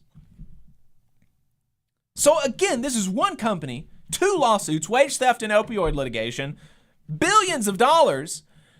And yet, this is not the narratives. Why is there not article after article after article just profiling all of the people whose lives Walgreens has destroyed? But there is article after article after article about, some local guy took too much Benadryl from the local Walgreens or CVS, right? That's the kind of thing that you got to think about when you're thinking about the news that you're reading. Why is it that I'm reading this? Why is it that I'm reading this instead of the other thing? On top of that, in 2019, Walgreens also faced $269 million in fines for scamming Medicare. Right in line with the conversation we were just having with Ed in terms of fraud involving Medicare, and here's Walgreens. Really, I mean, talking about the shoplifting being a hysteric thing that came up over the past year or two, I'm looking, and now they have actually admitted that shoplifting went down in the last quarter. So, I mean, it's interesting that here it is, probably a year or so after this really blew up in the news. Maybe a year and a half. It was sometime in 2021, I think, because it was like San Francisco, I think, was one of the main places they talked about. But yeah, it was definitely a hysteric news drive all around shoplifting and supposed shoplifting rings that were popping up, and how much money they were supposedly losing to this. But to your point, how much money is lost to wage theft every year? How much money is lost by working people because they are underpaid, they are not paid their overtime as they are supposed to be paid, they are cheated hours, they are cheated breaks. Like, come on. We know the extent to which wage theft is such a huge problem in this country that certainly doesn't get anywhere near the kind of coverage that, people stealing laundry detergent from Walgreens is getting. And again, like you said, it's not to condone people stealing from Walgreens by any means, but it's just a matter of power dynamics, really.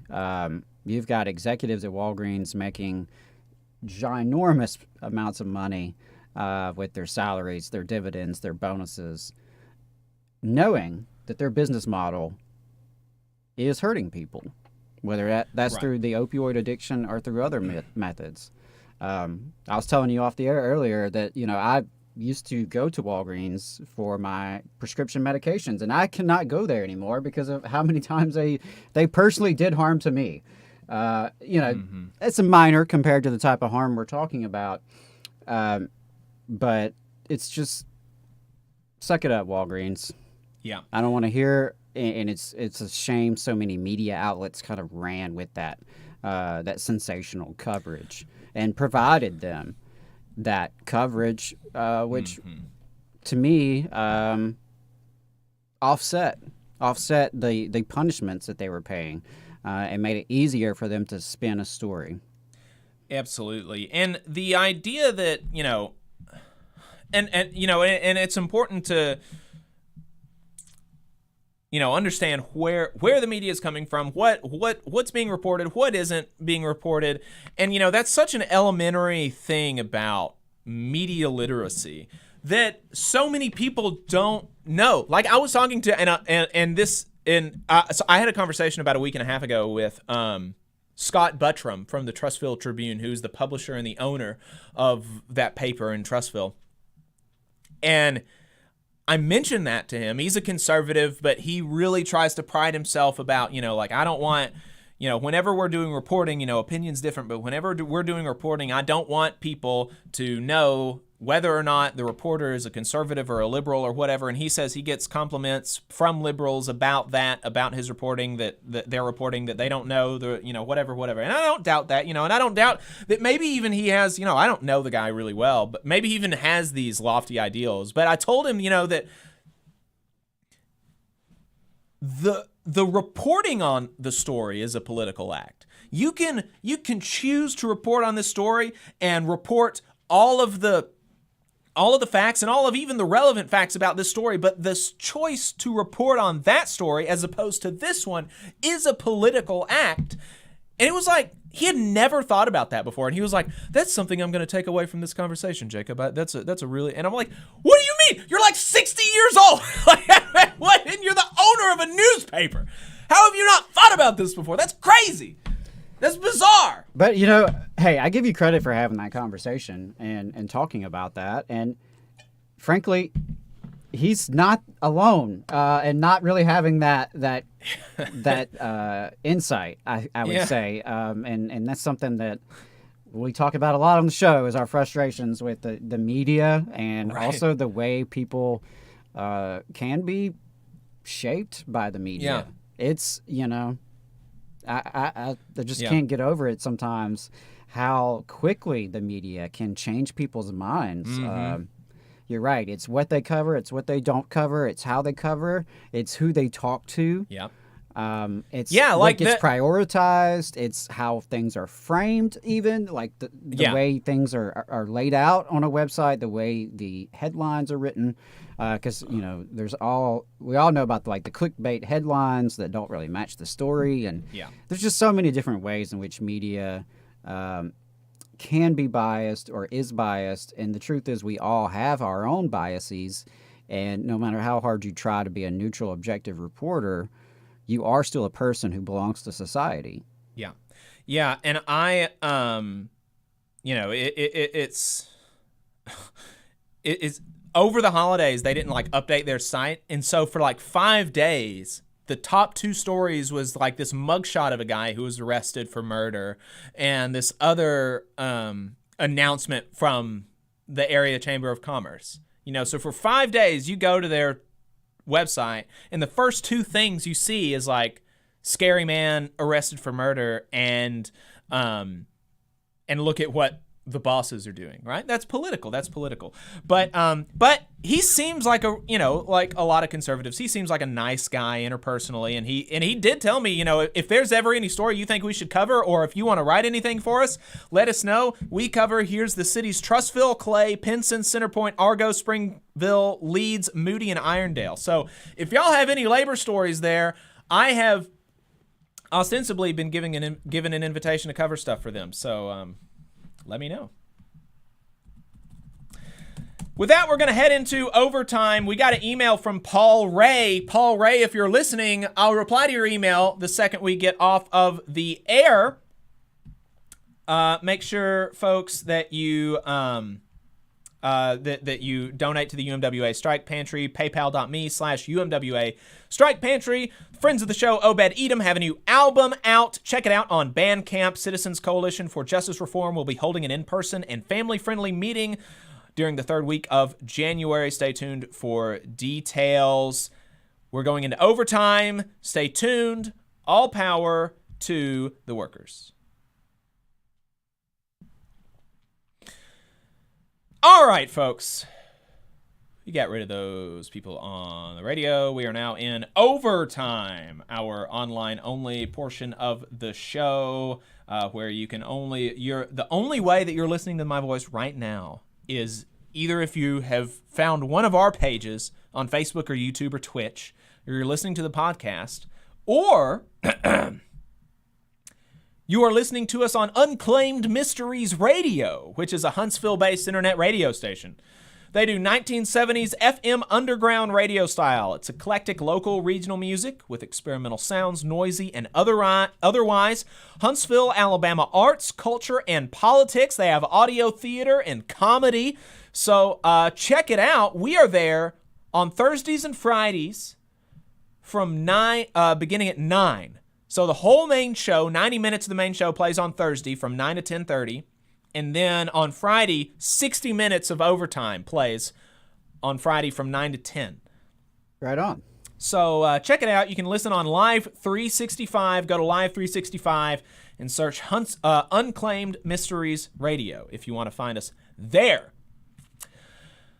Here in Overtime, we're going to be playing an interview that Adam did with local criminal justice activist Angela Curry. We're going to be talking... seems very, very appropriate given some of what we talked about today. Yeah, absolutely. Yeah, we didn't really necessarily plan that because we didn't know the Madison County Sheriff's Department were going to kill someone this week. But we have an interview with, to me, someone who is doing some of the best work around criminal justice issues in the Huntsville area. So, yeah, hope some folks will get something out of that, and especially those of you who are in the local area can get plugged into the efforts. And those of you who are not, would love to kind of get y'all's perspective on kind of what you're seeing from afar and maybe some of the similar situations happening in your own community. Yeah. And there were a couple things in the comment section that I wanted to make sure I touched on before you move on, Jacob. All right.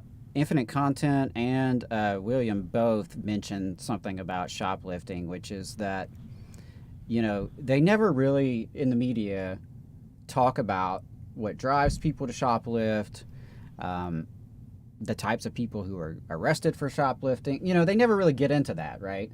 I saw a lot in this sensationalized coverage about these supposed like shoplifting rings that were popping up, but you know, as to basically to imply that this is, you know, a sophisticated criminal operation that is happening, and perhaps some of those have been existing, but to Infinite Content's point, to William's point, you also have a lot of just desperate poor people who are shoplifting because at that moment that is the choice they feel they have to make.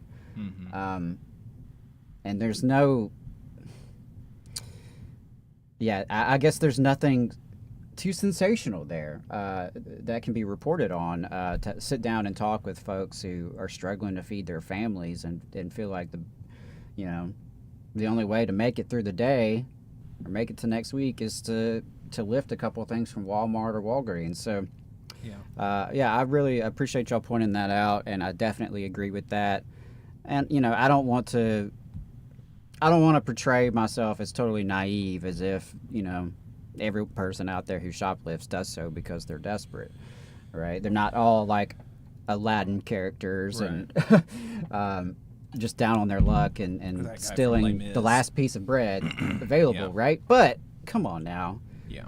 We're talking about folks trying to get a hold of baby formula, trying to get a hold of laundry detergent, and compared to millionaires who profited off of a deadly disease, right? A deadly epidemic of addiction that they helped facilitate. Yeah. So, all right. Well, let's take a break, and we will get to the rest of Overtime. We will be right back. Don't go anywhere.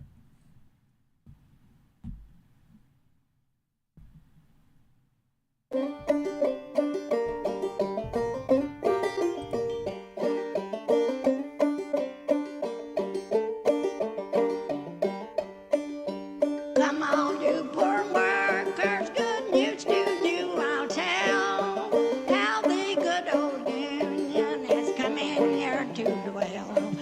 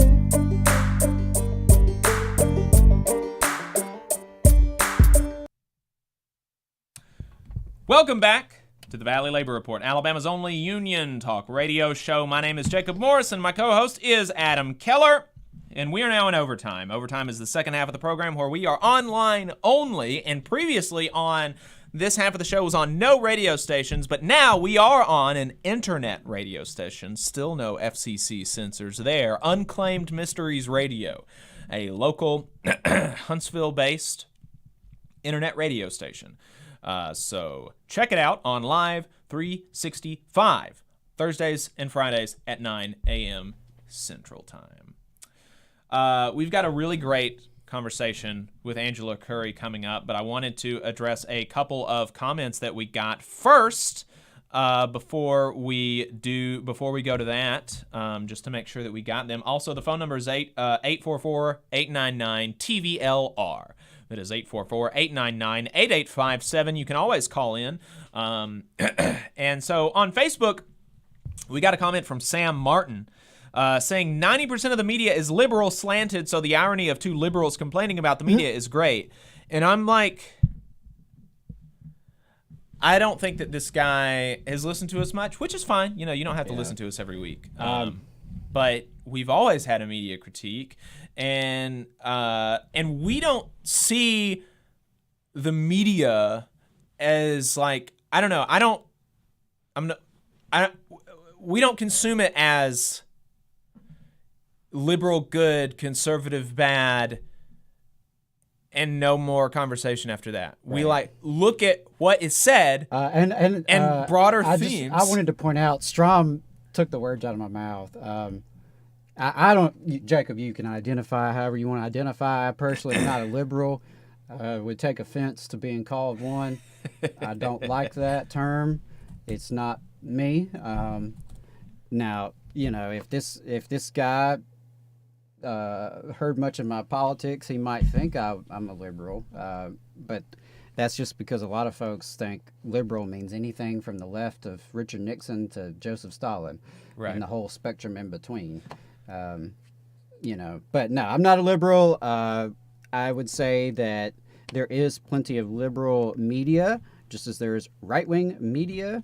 In general, all of the media is a giant profitable industry, which works to sell advertisements and distill ideology.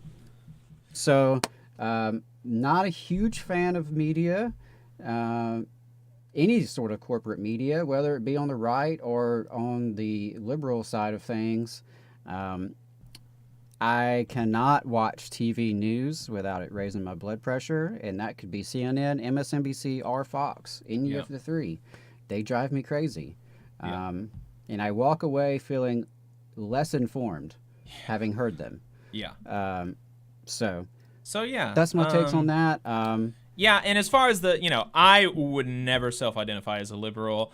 I think I feel more comfortable with a generic leftist as, just like I think that's the easiest thing to say, right. Leftist. But also, I'm not too concerned about it because, like you said, when if somebody is going to call us like a liberal, they're generally the type of person that don't have a very sophisticated understanding of like politics, and that's that's fine. Yeah, exactly. Not everybody has to have a sophisticated understanding of politics. Right. Yeah. I mean, I get it. These terms mean a lot of different things, and for this gentleman, probably doesn't really have a lot of background on terms of the distinction between left and liberal. Because the truth is, you're going to get more hate of Nancy Pelosi and Chuck Schumer and Joe Biden from guys like us than you are probably from your Dale Jacksons and right-wing media in the mornings on right-wing stations. It's just from a very different kind of perspective. And so there is a whole broad spectrum of politics out there that goes well beyond what Fox News and CNN talks about. And whether you like what we're putting down, hey, appreciate you checking it out. Yeah. Also, don't want to forget to say appreciate the super chat from Strom some time ago, speaking about how similar Democrats and Republicans are, the Democans and the Republicrats. Yeah, I mean there's certainly a delineation, but there's also a lot of times where they make that delineation as hard to see as possible. Yeah, well, and I think there again, folks can recognize where there's. Folks should be able to recognize if you have some sort of an analytical framework of the world, right? You should be able to see where they are the same and where they are different, and where that matters and where it doesn't matter, maybe. But yeah, definitely appreciate the support from Strom and from everybody's comments, from their likes and shares today. Always very much appreciated. We also got an email, which I appreciate, and it was a long email, and you know, fellow presumably put some thought into this. Paul Ray sent in an email to us, and you can as well at tvlr.fm/contact. He said, you said this morning that you just feel the government could better manage health care for all as opposed to each individual union contract. And I would stand by that. And then you and your guest go on to lament how Medicare keeps getting worse. I did say that. And I also said that individual union contract healthcare keeps getting worse. For healthcare for everybody's getting worse, whether you're on Medicare or whether you're not. And so you ask, which is it? And I say it's both. Medicare is getting worse. Private healthcare is getting worse. And I think the government could better manage it as opposed to each individual union contract. The government can do better or they can't. And I think that they can, but it's also true that both the government and the private sector are doing worse as it relates to the past. And I believe that they can do better because in the past they used to do better. Yeah, and I wanted to build off that because I think it's a rational point that he's making. It is, yeah. I understand where you're coming from on there, and I get that. And I think David's comment sort of spoke to that skepticism as well a little bit. I get that, but public schools is another great example of that. Our public schools have issues. Right. And as much as I am an advocate for public education, I am probably more aware of some of those issues than the average person, and am quite critical of public education systems and certainly its leadership. That said, I recognize that the public system, for its flaws and warts, is going to be and always will be superior to a privatized system, a privatized alternative. Because at least ostensibly, it is for the public, belonging to the public, and meant to serve the public, which I think to some degree gives us a better chance that that actually happens, right? As opposed to it not even being part of the mission and part of the foundation. So I get the skepticism there. I think it's not as if, if we achieve Medicare for all or a single payer system that, suddenly the fight's over and we don't have anything to worry about anymore, because I think at that point it shifts to constantly holding everyone accountable and constantly improving and tweaking the system. And you've seen this again, we're the outlier globally, right? Virtually every other well-off country on planet Earth has some form of single payer health system and some form of guaranteed health care. And they've had fights over the years. The right-wingers in those countries constantly try to privatize it more. Right. The leftists in those countries constantly try to beat back those concessions. And the neoliberals somewhere in between are always, in between, often catering to the right. So that's happening in Canada and France and the UK and Australia, all over the world. Not a single one of them has ever gone backwards, though. You can't find a working class in any of these countries that would look at their system and the American system and say, let's go follow what the Americans are doing. So what Paul tries to do is he tries to get to what he considers the root of the problem, and he says it's the insurance as an idea. Healthcare costs are too high because we've gone to a third-party payer system that separates the provider from the consumer. When an insurance premium is paid, it's like an all-you-can-eat buffet. People try to get as many services for their premium dollar as possible, causing an overuse of healthcare services by the consumer, and the provider inflates prices. And I've heard this, like on, arguments against single payer, but I don't I don't know if you can extrapolate these like economics 101 types concepts strictly to healthcare. Yeah, because who's over-consuming healthcare? What does that look like? What does that look like? Who are you talking to? Because you presumably have an insurance premium. Are you like going and asking for extra heart surgeries? Because like what does that even look like? Who are these people that's getting extra health care? What does that mean? Is it real? My contention is no. Right. I mean, and I think it's distinct from the fraudulent overbilling, the warrant, the like. We all know about doctors' offices and hospitals that are, making you pay for these crazy tests that you probably don't really need. That sort of thing, I can recognize that.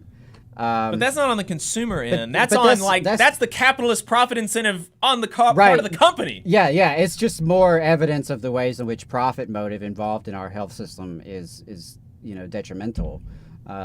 So to me, there should be no middleman. The health insurance industry has no right to exist.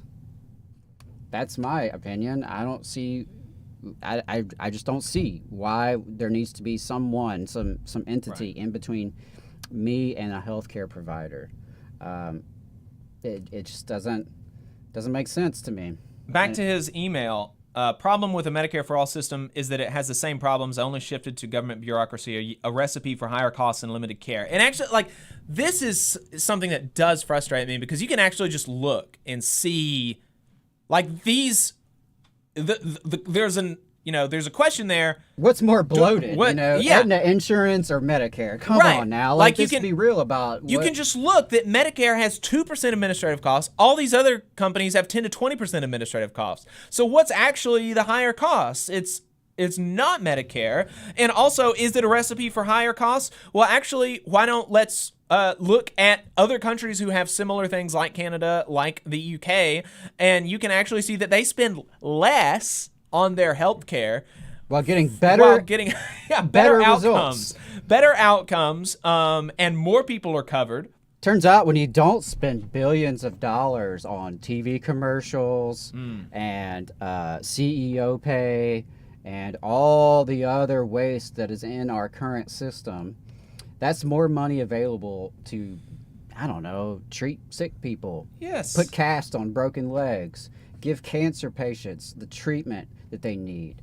That's what the priority should be. The thing is with the unions, this came up a little bit in our conversation earlier, and I wanted to piggyback off a comment William made in the chat about there is some element of opposition among some unions to single payer because either they currently have good health care in their contract and they fear it getting worse, or they feel they don't need it, or what William pointed out is some people will say, well, if healthcare is taken care of by the government, then what's the union gonna do? Right. Why belong to the union? Well, you could do a lot of other stuff. In fact, I would argue you could do more. I would argue this would be one of the best things to ever happen to labor unions in the United States if we got a single payer healthcare, because so much time and energy and resources is eaten up fighting over the scraps of healthcare. Right. And if that was taken care of for all folks, and we all had a good foundation, regardless of where we worked or whether we worked at all, I think that would just be such a game changer. The unions could focus on pay, retirement, working conditions, management rights, the other issues that are often getting left behind because healthcare is such a leverage point that the employer has over us. How many people are stuck in bad jobs that they don't want to be at because they need the healthcare? How many people are stuck in crappy marriages? How many people vote no on a strike because they know that their healthcare will get cut off? Right. There are people who literally cannot go without healthcare or they will die pretty quickly. Right. And I'm not in that situation. I feel blessed that I'm not in that situation. But there are people who are, and we should take that leverage away from the employer. If we really believe that we have a life to liberty and life and pursuit of happiness, if we really believe that entails being able to go to the doctor. Yeah, you would think. The last thing that he says is the root of the problem is quite simple. You want somebody else to pay for your health care. With that attitude and approach, we'll always have higher prices, and if you shift to the government, you'll get rationed health care. We already are rationed health care according to your ability to pay. Yeah, that's exactly right. Like there is, you know. And hell, even if you have insurance, you still may be, you know, dealing with all kinds of complications to just actually get the care you're supposed to get.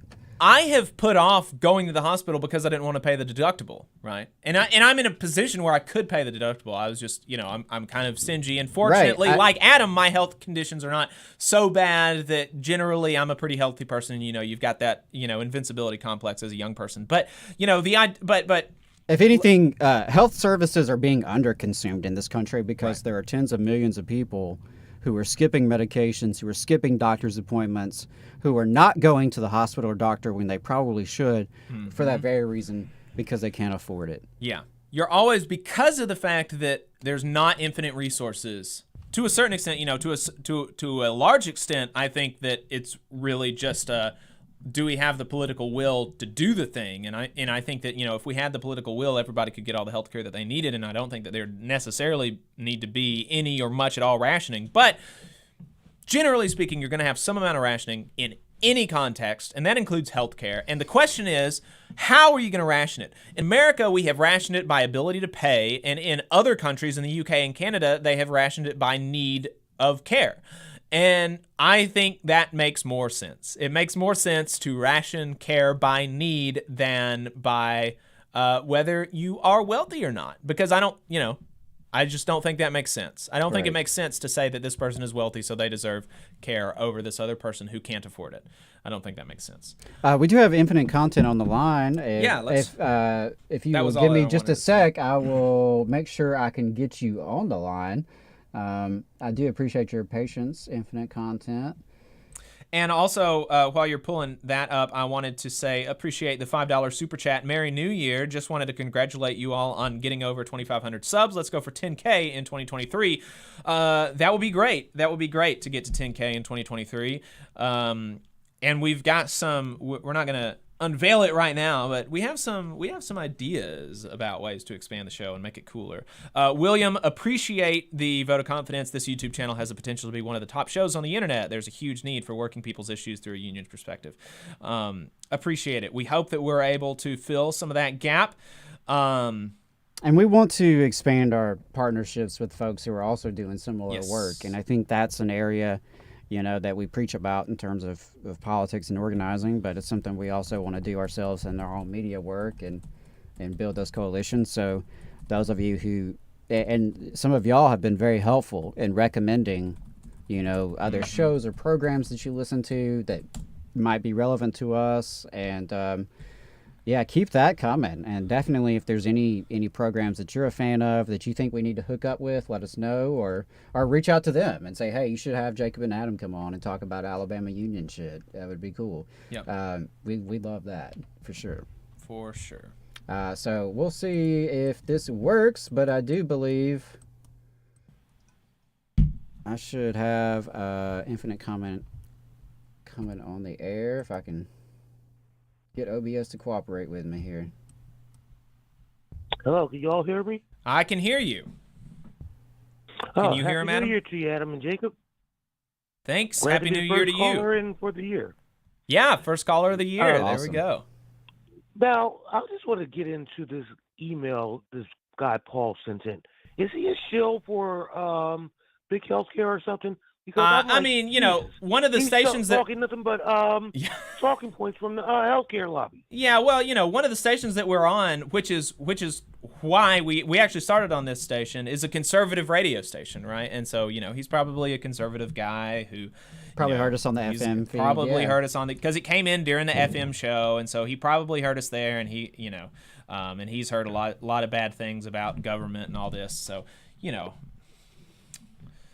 Probably it's something like if that. you, I mean, literally, if healthcare was not an issue, it would literally alleviate like so many issues in this country. Like, like people would be able to go ahead and move They'd be able to go check out other career fields, all types of things. If healthcare was not an issue, and unions, they could definitely go ahead and say, "Oh, since we don't have to pay for that healthcare, we're going to need to run your pockets." They could make those companies pay more, because the main issue with companies and unions is these companies, they continuously take care of their shareholders but forget about the most important stakeholders in the companies, the employees. Right. Because without the employees, as you all like to say, all wealth comes from labor. Absolutely. But Medicare for All, literally, University of Massachusetts Amherst, I believe, put out a study back in 2018 that showed that if Medicare for All was enacted, just by saving on administrative costs, it would put about $3.5 trillion back into the economy over a 10-year span. And it just makes sense, right? It makes sense that if you have a single payer system for everybody, as opposed to dozens of various entities sort of hanging out as middlemen, that there's going to be less overhead, less bureaucracy. And I'm sorry if that means the government hires some more people at $50,000 a year or whatever to answer people's phone calls, or okay, big deal. That's nothing compared to the amount of graft and fraud and waste that is happening in the profitable private sector of insurance and healthcare. It's just, yeah. Now, Trump picked up had a good point in the chat about rural hospital closures. There's also been a lot of urban hospital closures. There needs to be an act where we, this is almost like an infrastructure thing where we could go ahead and build and maintain these hospitals, since they're not going to be, since the states don't want to do it, let them be federally funded.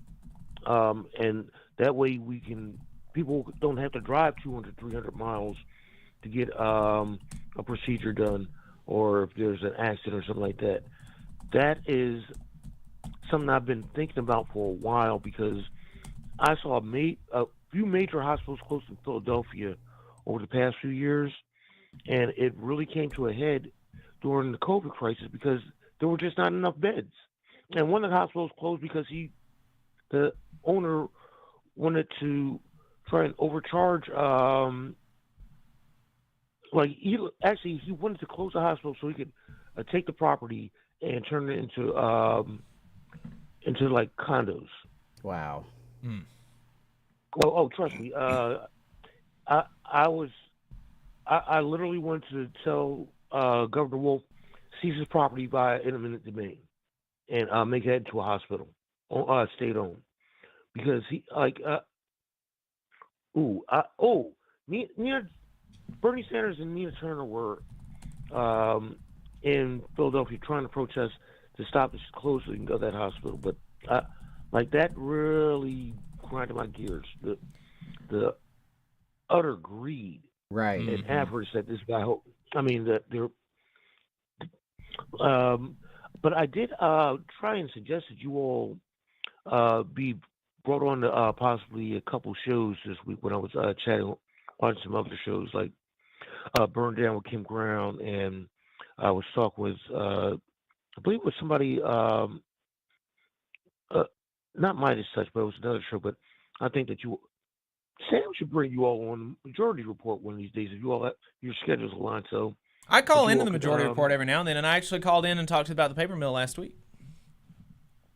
No, he should bring you all on as guests, not just that you call in. That would be great. You know what it is? That's because it's Hollywood Elite Sam Cedar, big time you all from the chat. Right. For sure. Hey, I appreciate Sam being willing to make an appearance on our little program. That was pretty cool of him to do. Yeah. I think.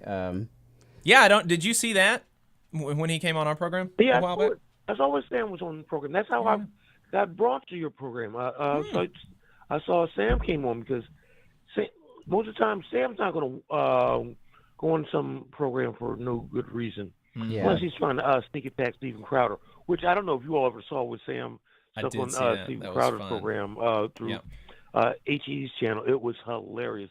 They've actually advertised on the show before, the Majority Report.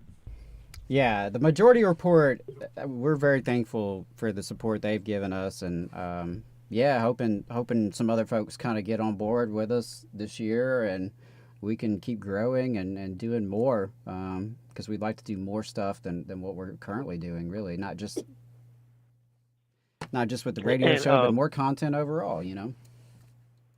And by the way, on the police shooting, if I wanted to, I could literally make a podcast, 1 hour podcast every week, called Cops Ain't, daily, called Cops Ain't Shit, and just go through the effery and malfeasance of cops around this country. It's that much content, and I would still not have enough time just to go through it 1 hour every day, 5 days a week, because you're exactly right. I mean, and the Real News Network, they do a thing actually like that. They kind of have something like that, and you're right. I mean, unfortunately there's so much there that you never run out of content, and that's just a sad reflection of our society. Yeah. And Trump's saying he's trying to get this revolution to invite y'all on.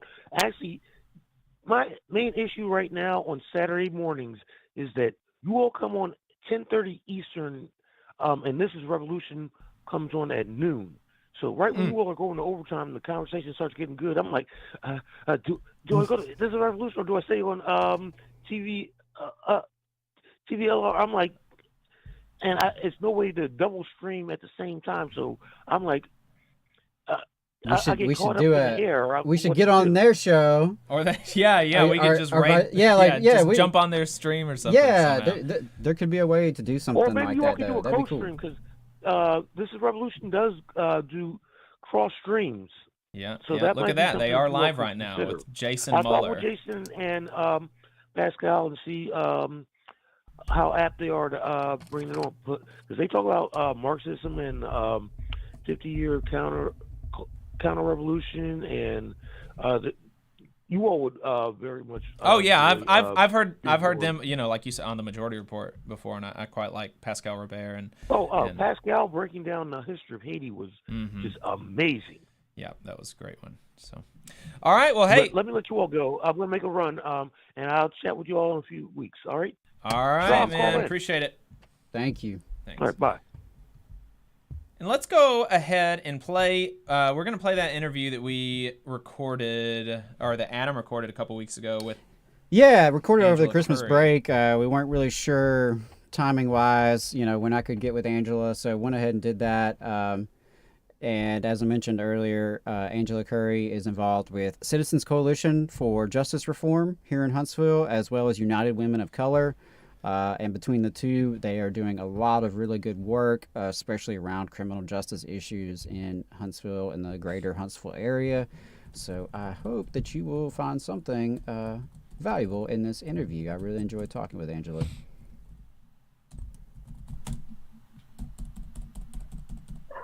All right, let me pull up my notes here. All right, folks, welcome back to the Valley Labor Report, Alabama's only union talk radio show, where we're happy to provide news and analysis and commentary by and for Southern working class folks. I'm really interested in our interview we have today with Miss Angela Curry. Looking forward to talking with her. Angela, welcome to the show. Thank you so much. I'm glad to be here and honored that you want to listen to what I have to say. Absolutely. Yeah. Well, we appreciate the work you're doing in the community. And one of the things we do on this show, besides talk union, is we want to highlight folks who are doing good community work outside of unions and how we can bridge those gaps and work together, pull in the same direction. So you're doing a lot of great work. And I wanted to first give you a chance to introduce yourself. Tell us who you are and what got you involved in the community? What got you involved in organizing and activism? So I am Angela Curry, and I by now I say I'm a Huntsville native, so I've been in Huntsville since 1990. I came up here to go to Alabama A&M. I was on the women's. Yeah, I was on the women's track and field team as a walk-on. That's what got me to Alabama, was the women's track team. I saw them in high school. And they were phenomenal. So I applied to the school. I got in. And then I ended up graduating 10 years later from UAH with an entire family. So, but I was born in Syracuse, New York. I grew up in Jacksonville, Florida. And now I'm here in Huntsville, Alabama. To be honest with you, being a parent is what got me to be active. I was an active PTA member, had some issues in my child's middle school. We had a good PTA, new members, and we advocated. So we began advocating from a school board level, and then my political science degree helped to, if you could say, radicalize me, but actually wake me up to my civic duty and my civic responsibility in my community. And it's just kind of expanded from there. I did a homeless count while I was in school at UAH in my political science, obtaining my major, and gradually things just continue to expand. I've been taught to speak up if you see something that's not right. My dad taught me that when I was a kid, and it's just been compounding and exponentially growing ever since.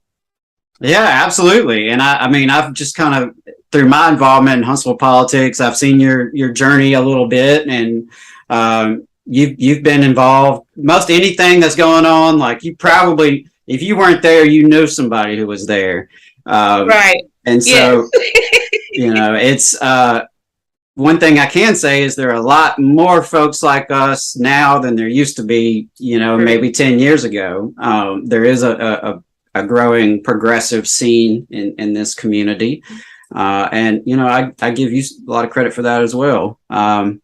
So tell us a little bit about there's two organizations that I really associate you with. The Citizens Coalition for Justice Reform, and we've had some of your members on to actually talk to us about Huntsville police misconduct, and then also United Women of Color. So two different organizations. Could you tell us what they're about and what y'all do? And actually, I have to let the cat out of the bag. And I think we've slowly been doing this over the last year or so.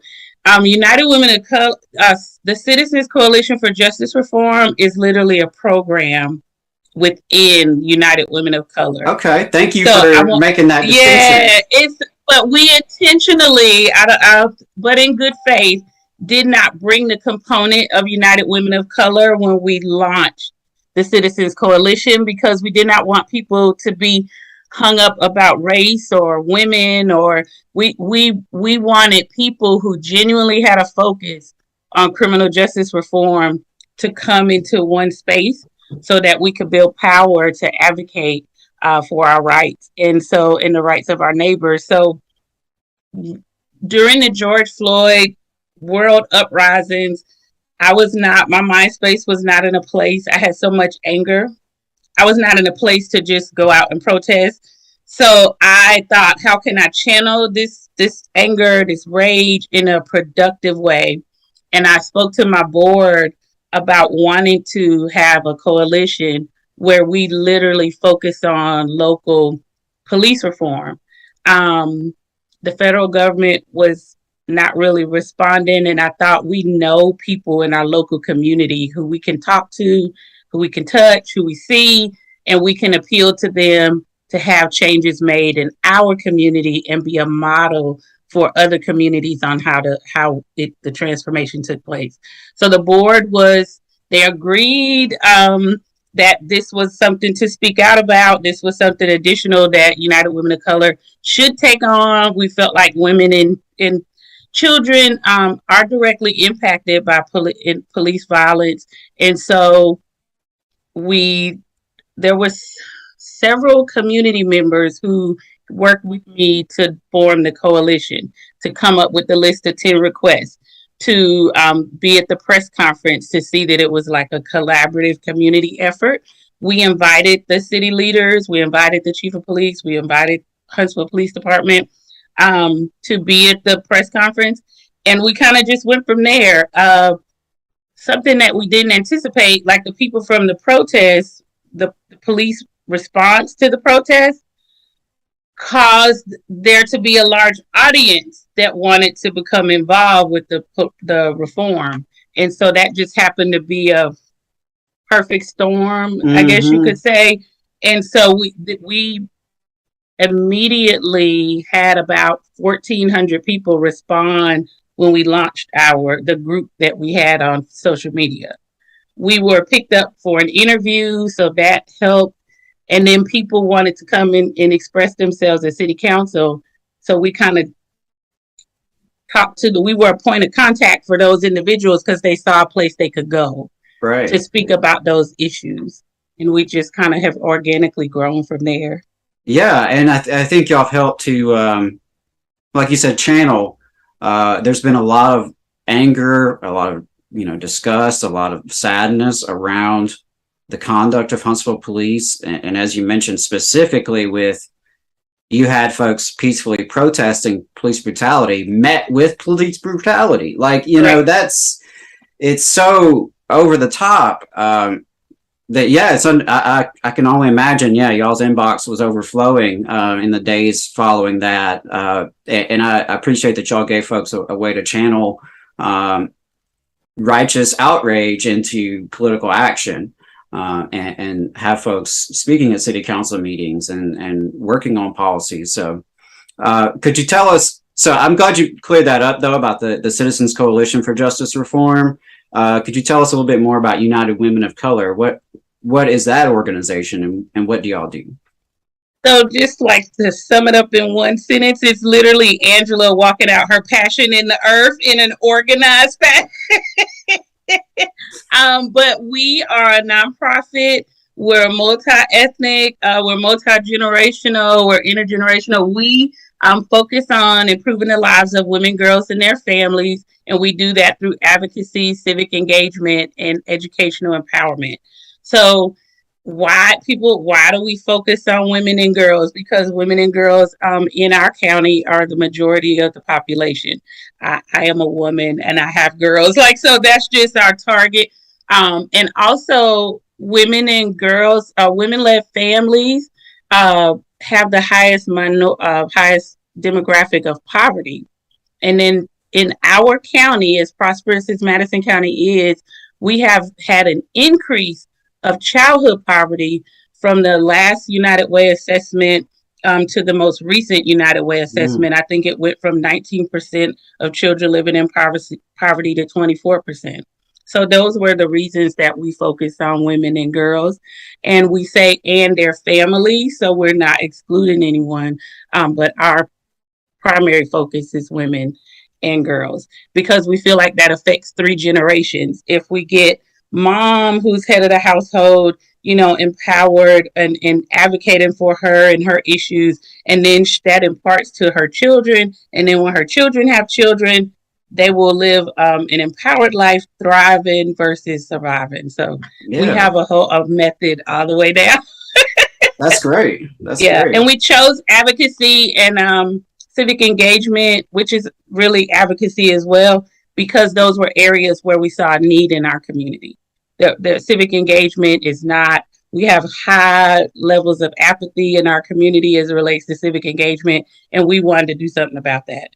Yeah, I think that's great. And I mean, that's something we've talked about on the show recently, and you and I probably talked about before, the low political engagement in Alabama. And, to be frank, I think the folks in charge in Alabama probably like to keep it that way. Right.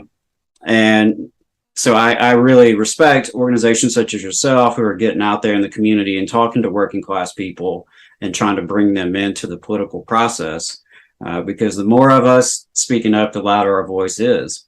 Yes, we are the power base. We just do not recognize that we are the power base. And so we need to we're doing our part to help enlighten everyone about that. Yeah, absolutely. Yeah, that's what it's all about, empowering people to see the power they already have. Yeah. So this would be a good segue to just talk to us about, are there any current projects that either the coalition or United Women of Color have going on right now, or any recent developments that you'd like to share? Yeah, so I'll just share for United Women of Color. We have a Grow with Google. We have a partnership with Grow with Google, where we have 100 online IT career certifications. So we have 100 scholarships for that. Those online courses is free. The courses are through Coursera. And so we are excited about offering that to the community at large, and to help people increase their economic situations. As far as the Citizens Coalition, when we started out, we were very front facing. People saw us at City Council. I think we went 2 years straight almost to every City Council meeting. There was a Citizens Coalition for Justice Reform presence. To the point that, City Council has moved public comments to the end of the City Council meetings, unless you're speaking on an agenda item. So that sounds like something the Huntsville School Board did to me a few years ago. Yes. So I know how that goes. The response to citizens becoming more civically engaged was for our leadership to try to suppress it. We have learned, so this is some of the updates that the Citizens Coalition have been doing. We are working on our phase 2 of our public direct action. So this year has been a more quiet year of building alliances, developing strategy, following up via email. We've done 3 or 4 direct email campaigns this year in response to community outcries about certain situations. We receive responses on those. We have met with the mayor and the city council president several times this year. So we have we received a Ben and Jerry's grant. I don't know if you know, we were awarded the Ben and Jerry's social justice grant. So that's awesome. $20,000 grant. Part of what we proposed was we need an app to report police encounters, almost like Yelp, like whether it was good or bad. Like, we need data, because when we submitted our 10 requests, we had an initial list of 10 mild requests for our city, for our government to be more transparent and for the city residents to have more access to data online. We opened up a can of worms and we found out a lot more than what we had initially even thought. And so one of the things that we recognized at the forefront was that our city was not very transparent with sharing data. Our Huntsville Police Department, the Madison County Sheriff's Department is even worse. It is hard to find data about incidents. They have an annual report. It's incomplete. We've also realized that it's inaccurate. So we've been doing behind the scenes, back and forth communication with our city leadership regarding that information. I don't know if you know that the city of Huntsville won the Padlock Award from the National Investigative Reporters Group, which means that they have voted across the nation that the city of Huntsville, their police department, is not transparent at all. So they literally have a padlock on their information. So that was very affirming to us, because we had been saying something similar, but in a nicer way for a while. It's nice when outside folks can kind of get a taste of what we're dealing with, and can, not that you need that verification, but it feels nice when someone, from the outside sees what we're seeing. Correct. So we, with Ben and Jerry's, we proposed to work on a third-party app to get independent information from actual residents, community members. We researched a variety of apps that are already across the country. We're currently in the beginning stages of communication with the ACLU, because they have a mobile justice app. So we're in communication with ACLU of Alabama to see if we could potentially do information share if we promote their app in our area. But we're also working with another national group who is also working to develop an app. Because of the 6 that we found that were still active, most of them only did video. and we want actual written reports, because there's a disparity between the number of complaints that people have versus the number that are filed with the police department. So we did a community survey this year, and several of the questions alluded to that, asked about the app. Have you had an issue with HPD or any law enforcement in the area? Did you feel like it was, according to policy? Did you report? Most of the people said yes, they had incidences. Yes, they would have reported if they had an app, but they did not report to date. And so we want to explore that. We want to pull that data, because looking at data can lie, but it doesn't lie. Like, the truth is in data. And so if we had that information, we could look at trends and things of that nature. So that's one of the things we're working on. The biggest, there was a group in South Alabama that has reached out to us based on the work we've been doing. So we're going to be working with them.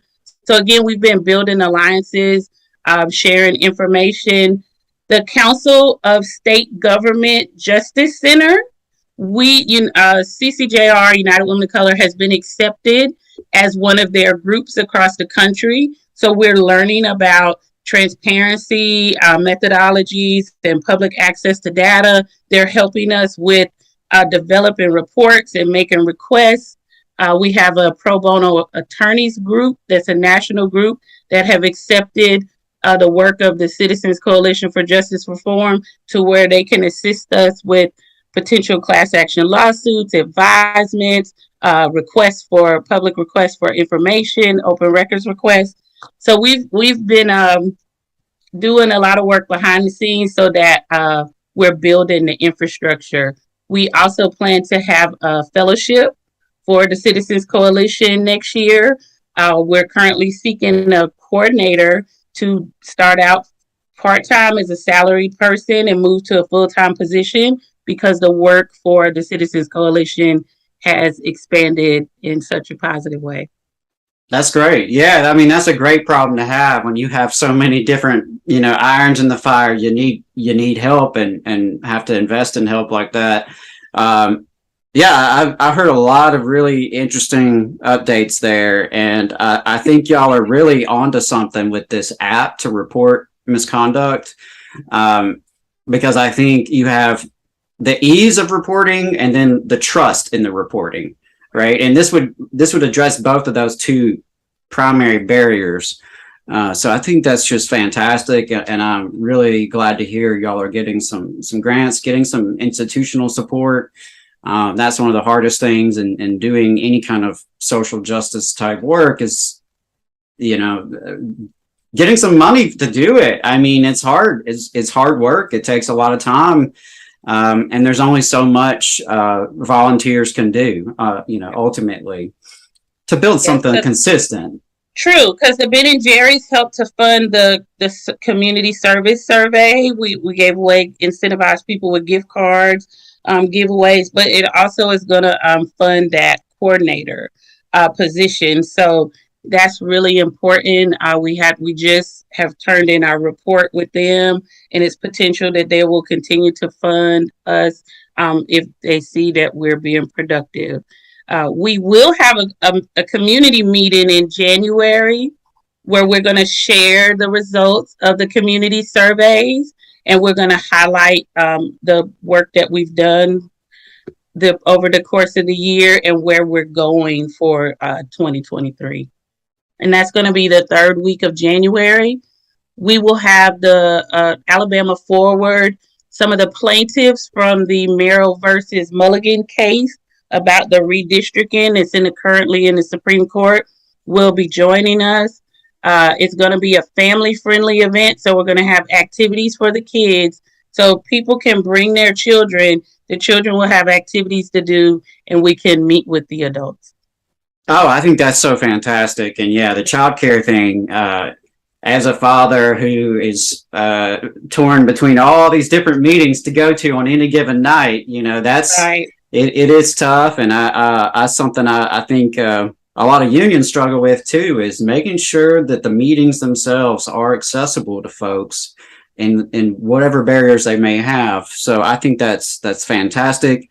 We're going to add that to our little list of plugs. We're going to make sure we promote that as well, because I think that'd be a great opportunity for folks in the community to get to know each other a little better and get to know this information better about what is the community already saying about the state of our criminal justice system. Correct. And then what can we do now moving forward in the years ahead. So I think that is fantastic. Were there any specific plugs or our websites, social media channels? Where should folks, follow y'all and stay plugged into what's going on? So because we do a lot, we have multiple pages. So on Facebook, United Women of Color Huntsville. Then there's also the CCJR is a page. We have a private Facebook group, the Citizens Coalition for Justice Reform.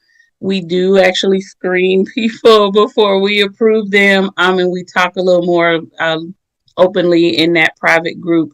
But we're also on Instagram with the same, on Instagram, we're UWOKE_AL, and we're CCJR_AL. We have websites for both, so ccjr.org or al.org, and we have unitedwoc.org. But you can find CCJR from the United Women of Colors page because it's listed as one of our programs. And then we will be doing a digital revamp. 2023 is going to be very interesting for us. We're going to be a lot more active digitally and more direct. So now is a great time to join either of those places. And if you want to get our monthly newsletters, you can sign up on the United Women of Color website. Awesome. Yeah, I highly recommend folks, especially those of you who are in Huntsville proper, definitely get plugged in with them so you can just stay informed on what's going on and know about these opportunities to get involved. And I just wanted to close by saying real quick that, working class people are disproportionately the ones dealing with a broken justice system. And racial and ethnic minorities are disproportionately working class. I say a lot on the show that, the working class is the most diverse class. Right. So if there's someone listening who's wondering, why are the union guys talking about this? Why is Angela on the show? When we're normally talking union, that's why. Because this is an issue that affects so many of our brothers and sisters in the community. The burden of the burden of a dysfunctional judicial system, the burden of the fines and fees, the burden of police misconduct, the burden of mass incarceration and the drug war. These burdens fall primarily on working class people. And I believe we as union members have a responsibility to educate ourselves on the political issues that affect our lives and the lives of our neighbors. And I would argue that includes a responsibility to advocate for a more just legal system. We talk a lot on the show about how labor law is broken in this country and it is stacked against working people and against unions. But criminal law is much the same way. It is stacked against everyday people. And it's going to be up to us working in coalition with other folks to help transform our communities and transform this justice system. So I just want to put that out there, as we wrapped up today as to why I think it was important to have you on the show. And I think the work that you're doing is very important. Thank you. And I agree with you 100%. I don't think because we're a lot of working class and a lot of us are so enthralled in our day-to-day issues and living that we don't understand how so much of this intersects. So I appreciate you having me on and understanding that intersectionality. Absolutely. Well, Angela, was there anything else you needed to say?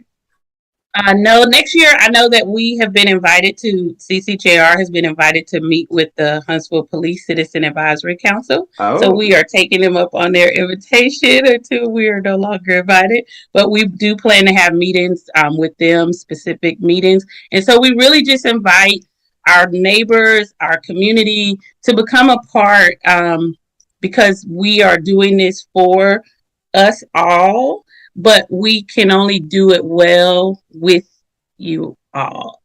Right.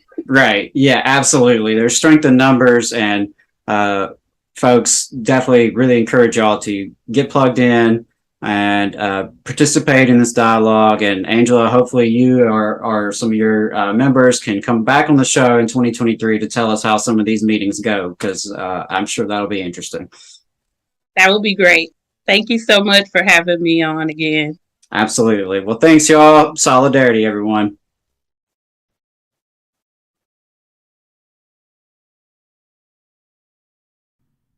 All right, sorry about that, Jacob. You were muted. Okay, yeah. Well, I was just saying thanks for doing that. That was a great interview. Good stuff. And yeah, always really love enjoyed to highlight local folks doing stuff. Yeah, really enjoyed chatting with Angela. Happy to hear they're getting some grants, getting some money to do some of the good work they're doing. I think that's one of the cool things about this show is that we have opportunities from time to time to highlight folks who are doing good organizing work in the community, and connecting that to the broader labor movement. I think that's one of the coolest things that is happening right now and should be happening right now is that coalition between the social movements and the labor movement, and the more we can play a role in that, the better. So yeah, I loved getting a chance to chat with Angela, and highly recommend those of you who are local getting plugged in with those organizations. Yeah. And, speaking of labor intersecting with other parts of our lives, which is a really easy thing to do because labor is, virtually every person is a working person. And so therefore, the cause of labor is in some way related to them and their issues as well. But last week we had people were hit in the face with safety issues on the job and workers' ability to stand up to it. And I'm talking about Damar Hamlin with the NFL. He was hit and just collapsed with a heart attack and nearly died on live TV. And it was not the NFL, the bosses, the good graces of the capitalists that said, we're going to cancel this game, and because somebody almost died, or it could have potentially at that time, there was, all the reason in the world to believe that Damar Hamlin could have died later on in the night. So we could have just watched somebody die, but we're going to keep playing the game. That's what the NFL wanted to do. And yet it was the Players Union, it was the NFL Players Association that actually stopped the game from happening, stopped the game from continuing. And there is just not enough understanding of that in the popular consciousness, that it was not the bosses that stopped this game. It was not the owners. It was not the league. It was the players. And it was their union that said, no, we as workers have experienced a traumatic event, and we are going to the hospital with him. We're not playing this game anymore. And that is not because they were able to do that, not because, football players are of course football players are unique, but they were able to do that because they were organized. Not because of their uniqueness, but because of their organizedness. Because seeing somebody on the job die or almost die or have a heart attack on the job, that's not something that no one else goes through. In fact, there was whenever this happened, there was this huge thread of people explaining similar things that happened to them. Joshua P. Hill on Twitter compiled a thread of all of this stuff, of people replying with similar things happening to them. And a coworker had chest pains. One of the front office ladies stood by the front door of our huge building so the EMS could be let in immediately. Afterward, her boss said, "No one asked you to do that, so that 20 minutes was your lunch break." Oh my God. Another one, my lead got hit in a drive-by about 10 years ago, and around 3/4 of the crew left, and the manager asked the remainder of us if we could still hit our goals for the day. I work in the restaurant industry, and just a couple weeks ago during lunch service, we had a guest fall with a Do Not Resuscitate bracelet on. The dining area was completely full, and my staff never stopped work while maintaining the attention of the guest eating. The guest passed away. Good Lord. That happened at a place I worked at. I performed the CPR. I was given 20 minutes to collect myself and then had to get back on the line to cook. I work for USPS, and when one of my coworkers died at the office while on duty last year, they closed for only an hour and opened the store right back up. It was appalling. And so, this happens, and the only way to stop it from happening is to be organized like these NFL players are, because it was the NFL Players Union that told the league, we're not working anymore. We're not, that's labor. The game is labor. We're not working anymore because of this. And it's just such a, Adam, you said that you were actually watching it live as it happened. Yeah, it just so happened I flipped on the game Monday night and was watching, I'm not like such a huge football fan that I'm glued to every Monday Night Football either. So, it was kind of unusual that I just happened to be glued to it this particular game. Saw it happen and didn't look unusual. It looked like an ordinary tackle. And I can't even remember if I could clearly see live the collapse, but it was pretty shortly after that you could see from the way the other players on the field were reacting, how serious it was. And I tell you, just my heart sank. I got a real sick feeling in my stomach because I thought I was watching a man die on TV. Yeah. It was hard to turn away, and it was had me shook. And I was just watching from my couch in Alabama. I can only imagine that being your friend, somebody that you work with every single day, practice with, sweat with, and you started to see. The cameras panning to the players, and you saw players with tears in their eyes, players crying, players on their knees praying. It was scary. It was scary, and my daughter even walked in and was scared at what was happening, and we talked about it, and it just, God, it was a sickening, and to think that they were going to go out and just try to play a game after that. The minutes kept going on, and it was unclear what was happening. They weren't, as we're watching this live, they weren't really saying what was happening. You could just see from the reactions of the people on the field that something very, very, very serious was happening. And then at one point, of course, an ambulance comes out on the field. But at one point, a 5-minute warm-up period starts being discussed. I can't remember if it was Troy Aikman or Joe Buck, but one of those two guys in the booth mentioned something about we're getting word from the league about a 5-minute warm-up period. You even saw a couple players start to throw a ball back and forth. And, I mean, these guys looked like they were just totally – some of them looked like they were in shock.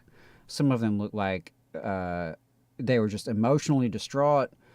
So you had a couple who looked like they were trying to go through the motions of getting ready. But it was pretty quick after you heard that announcement in this shift towards warming up that both coaches walked out onto the field, talked to the referees, and then everybody went inside. And that was it. And you pointed me to an article by Dave Zirin, or Zirin. I'm sorry if I'm mispronouncing his name there, but I've been reading his stuff for a very long time. If you're interested at all in sports and you're the type of person who likes our show, then you should probably read Dave. He is the sports writer for The Nation, and he does have a very good article out. The NFL just showed the world what it thinks of its players.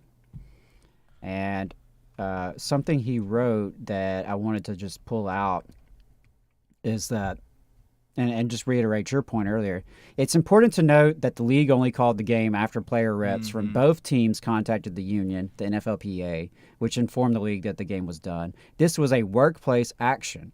Participants exercised their collective power and demanded that their trauma, their grief, their very humanity be recognized.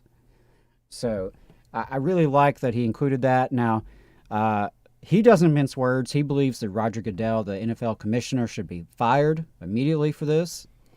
And he brings up pretty damning evidence in terms of his record. Of course, he's been the commissioner as we've had violence against women involving players. We've seen Colin Kaepernick get blackballed from the NFL. We've seen just more and more and more research coming out about the brain injuries that these guys are getting from playing this game, and the settlements that are starting to happen, and lawsuits that are starting to happen. It's, so one thing that Dave wrote in his article is that Roger Goodell is a, quote, world-class flat catcher, a human meat shield taking arrows from the press while the owners reside in shadows counting their fortunes. And that line stood out as well, because that's always been the thing with the NFL commissioner. Most of the owners do not like the limelight. You have your Jerry Jones of the world, who owns the Cowboys and does want to be on TV every day. But most of them don't, right? They prefer to be behind the scenes, making a profit off of these guys putting their body on the line. Right.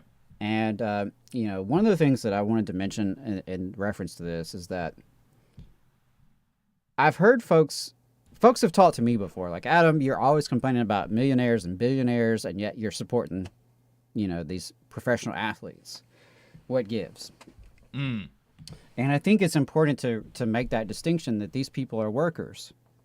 They are highly compensated workers. They're compensated so much so that some of them do become capitalists on their own, right? Tom Brady, LeBron James, these type of guys. They, the elites of the elites are making such, record amounts of money and have a brand that they can convert into capital. But that doesn't change the fact that when they go out there and they play this football game, when they practice, when they take care of their bodies and go to the gym every day in the workout room, they are performing labor. Right. It is a highly specialized form of labor, and therefore they get a pretty high amount of compensation for it. The flip side to it is, because it is such a highly specialized form of labor, it is incredibly profitable. These guys go out there, risk their lives, beat up each other, leave with injuries often impacting the rest of their lives. Typically, they're shaving years off their life to play this game and to make this money. And meanwhile, you have owners of the franchises making billions. You have the NFL itself as an entity and its leadership, like Roger Goodell, making tons of money. So I'm not mad about NFL players or NBA players or Major League Baseball players. I'm not mad that they're making millions necessarily. I don't know that what they're doing is so much more valuable than the labor that most working class people are doing. But the truth is, this industry is highly profitable. And frankly, entertainment is one of the last things America has left. America doesn't really make much anymore. So entertainment is like one of our biggest exports and one of our biggest industries. And that includes sports. And so it's just, to me, as a working class person, I support the athletes because I recognize that what they're doing is a form of labor. They are working. They are selling their time and their body in exchange for a salary. If they're lucky, it's quite a generous salary, and they'll be okay for the rest of their life. But that's not all of them. By any means, the average player is not leaving wealthy. They're lasting a couple of years. They get used up and spit out. Yeah. And they just have to hope they have enough that they made from that little experience to move on to the next stage of their life and hope that they have the health and the presence of mind left to be able to live a good life after football. Right. Football is unique because of the brutality of it, because of the plantation style optics of it, frankly. I mean, here's 32, almost all of them white billionaire men owning these franchises, sending out a team that is 70% black to go put their bodies on the line in this brutal physical sport. Right. So I will always stand with the players against the owners and against the leagues. I commend the players for being unionized and being organized. I commend the players for taking a step Monday night and refusing to play, because there should not have been any playing after that. You could tell these folks just experienced trauma. They almost, they watched as one of their friends and coworkers nearly died in front of them and millions of people. To expect them to be able to just flip a switch and in 5 minutes go back out there, right, and go back to work. And oh, by the way, going back to work means someone else might get hurt too. Mm-hmm. You might get hurt too. Right. This, your brother may not make it home to his family, but hey, we got a game to finish. Right. It was. I know there's been a lot of back and forth in the days since then. I have not followed super closely about just who said what. I think the NFL is disputing that they ever declared there would be a 5-minute warm-up period. It's my understanding Roger Goodell is claiming he didn't say that. ESPN is saying, well, we didn't make this up. Right. Somebody told our people right. That's what was happening. Someone told that to the players, right? Because Joe Burrow didn't grab a football and decide to start warming up unless someone said something to him. I don't think. So right. I don't know. We'll see what all the facts are when they come out. But at the end of the day, it was just a shocking thing to see. And it's a good reminder of how dangerous that sport is. But it's also a good reminder of how dangerous work can be for so many people. Just this week, there was a report of a construction worker here in Huntsville who fell to his death. Yeah. And, no one on ESPN is going to talk about him. I'm grateful that someone in the local media was even willing to do that story. Because how many folks die on the job, get hurt on the job, lose limbs on the job without any fanfare, right. Without any coverage, without any consequences for those responsible. Right. So I wish all the best to Damar Hamlin's family and himself and to the players. And I hope that folks did learn from this example that at the end of the day, the employers put profit above people. That includes you. No matter how valuable you think you are, no matter how good of a worker you are, no matter how good of a relationship you think you have with management, at the end of the day, profits come before people. And the only way to overcome that is through the collective power of organizing with your fellow workers. The NFL players demonstrated that on Monday night, just as the ownership demonstrated their callousness. Yep. All right, folks. So I think that's going to be it for us today, right, Adam? Yeah, I think that's it. Not sure if we had anything extra to plug. I did want to remind folks, we mentioned it right at the end of the FM show, but Citizen Coalition for Justice Reform is having that meeting coming up third week of January. And also wanted to mention you have some reporting coming out soon with the Real News Network. Is that right? Yeah, hopefully it'll come out this week. But, okay, cool. We'll so keep us posted on that. Y'all stay tuned. Real News Network. Labor Notes, you say here, Labor Notes is going to be in Chattanooga with an in-person Secrets of a Successful Organizer training on January 28th from 10 to 5. Yeah. Very cool. Sorry to just now stumble upon that, but yes, Labor Notes will be in Chattanooga later this month. So for those of you who maybe missed the Alabama Troublemaker School, or Chattanooga's a little closer to your neck of the woods, y'all check that out. And Labor Notes also has a great lineup of online workshops coming up over the next month or so. Online, they're going to have Secrets of a Successful Organizer workshop series throughout January. That's going to be on Thursday evenings, 6:30 to 8:30, January 12th, 19th, and 26th. So if you've never been to a Labor Notes training, if you're at all interested in learning more about any kind of organizing, especially union, labor, workplace organizing, but any kind really, I highly recommend that series. And this is on February 7th. There's one coming up that I think is going to be really good, called What to Do When Your Union Breaks Your Heart. And that's at 6:30 p.m. Central. And I'm sure that I'm not the only one right now who has experienced that, when your union breaks your heart. Many of you listening probably have had those similar occasions. So what do you do about that?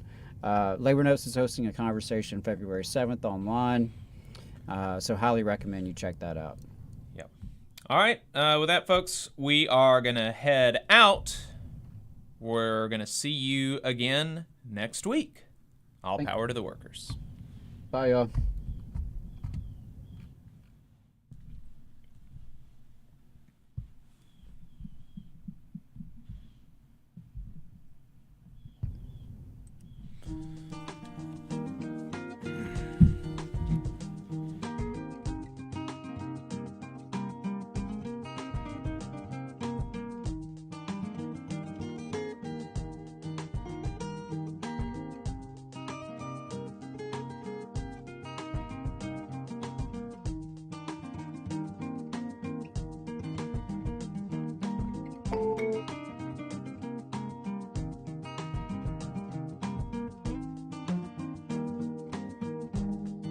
Side factors.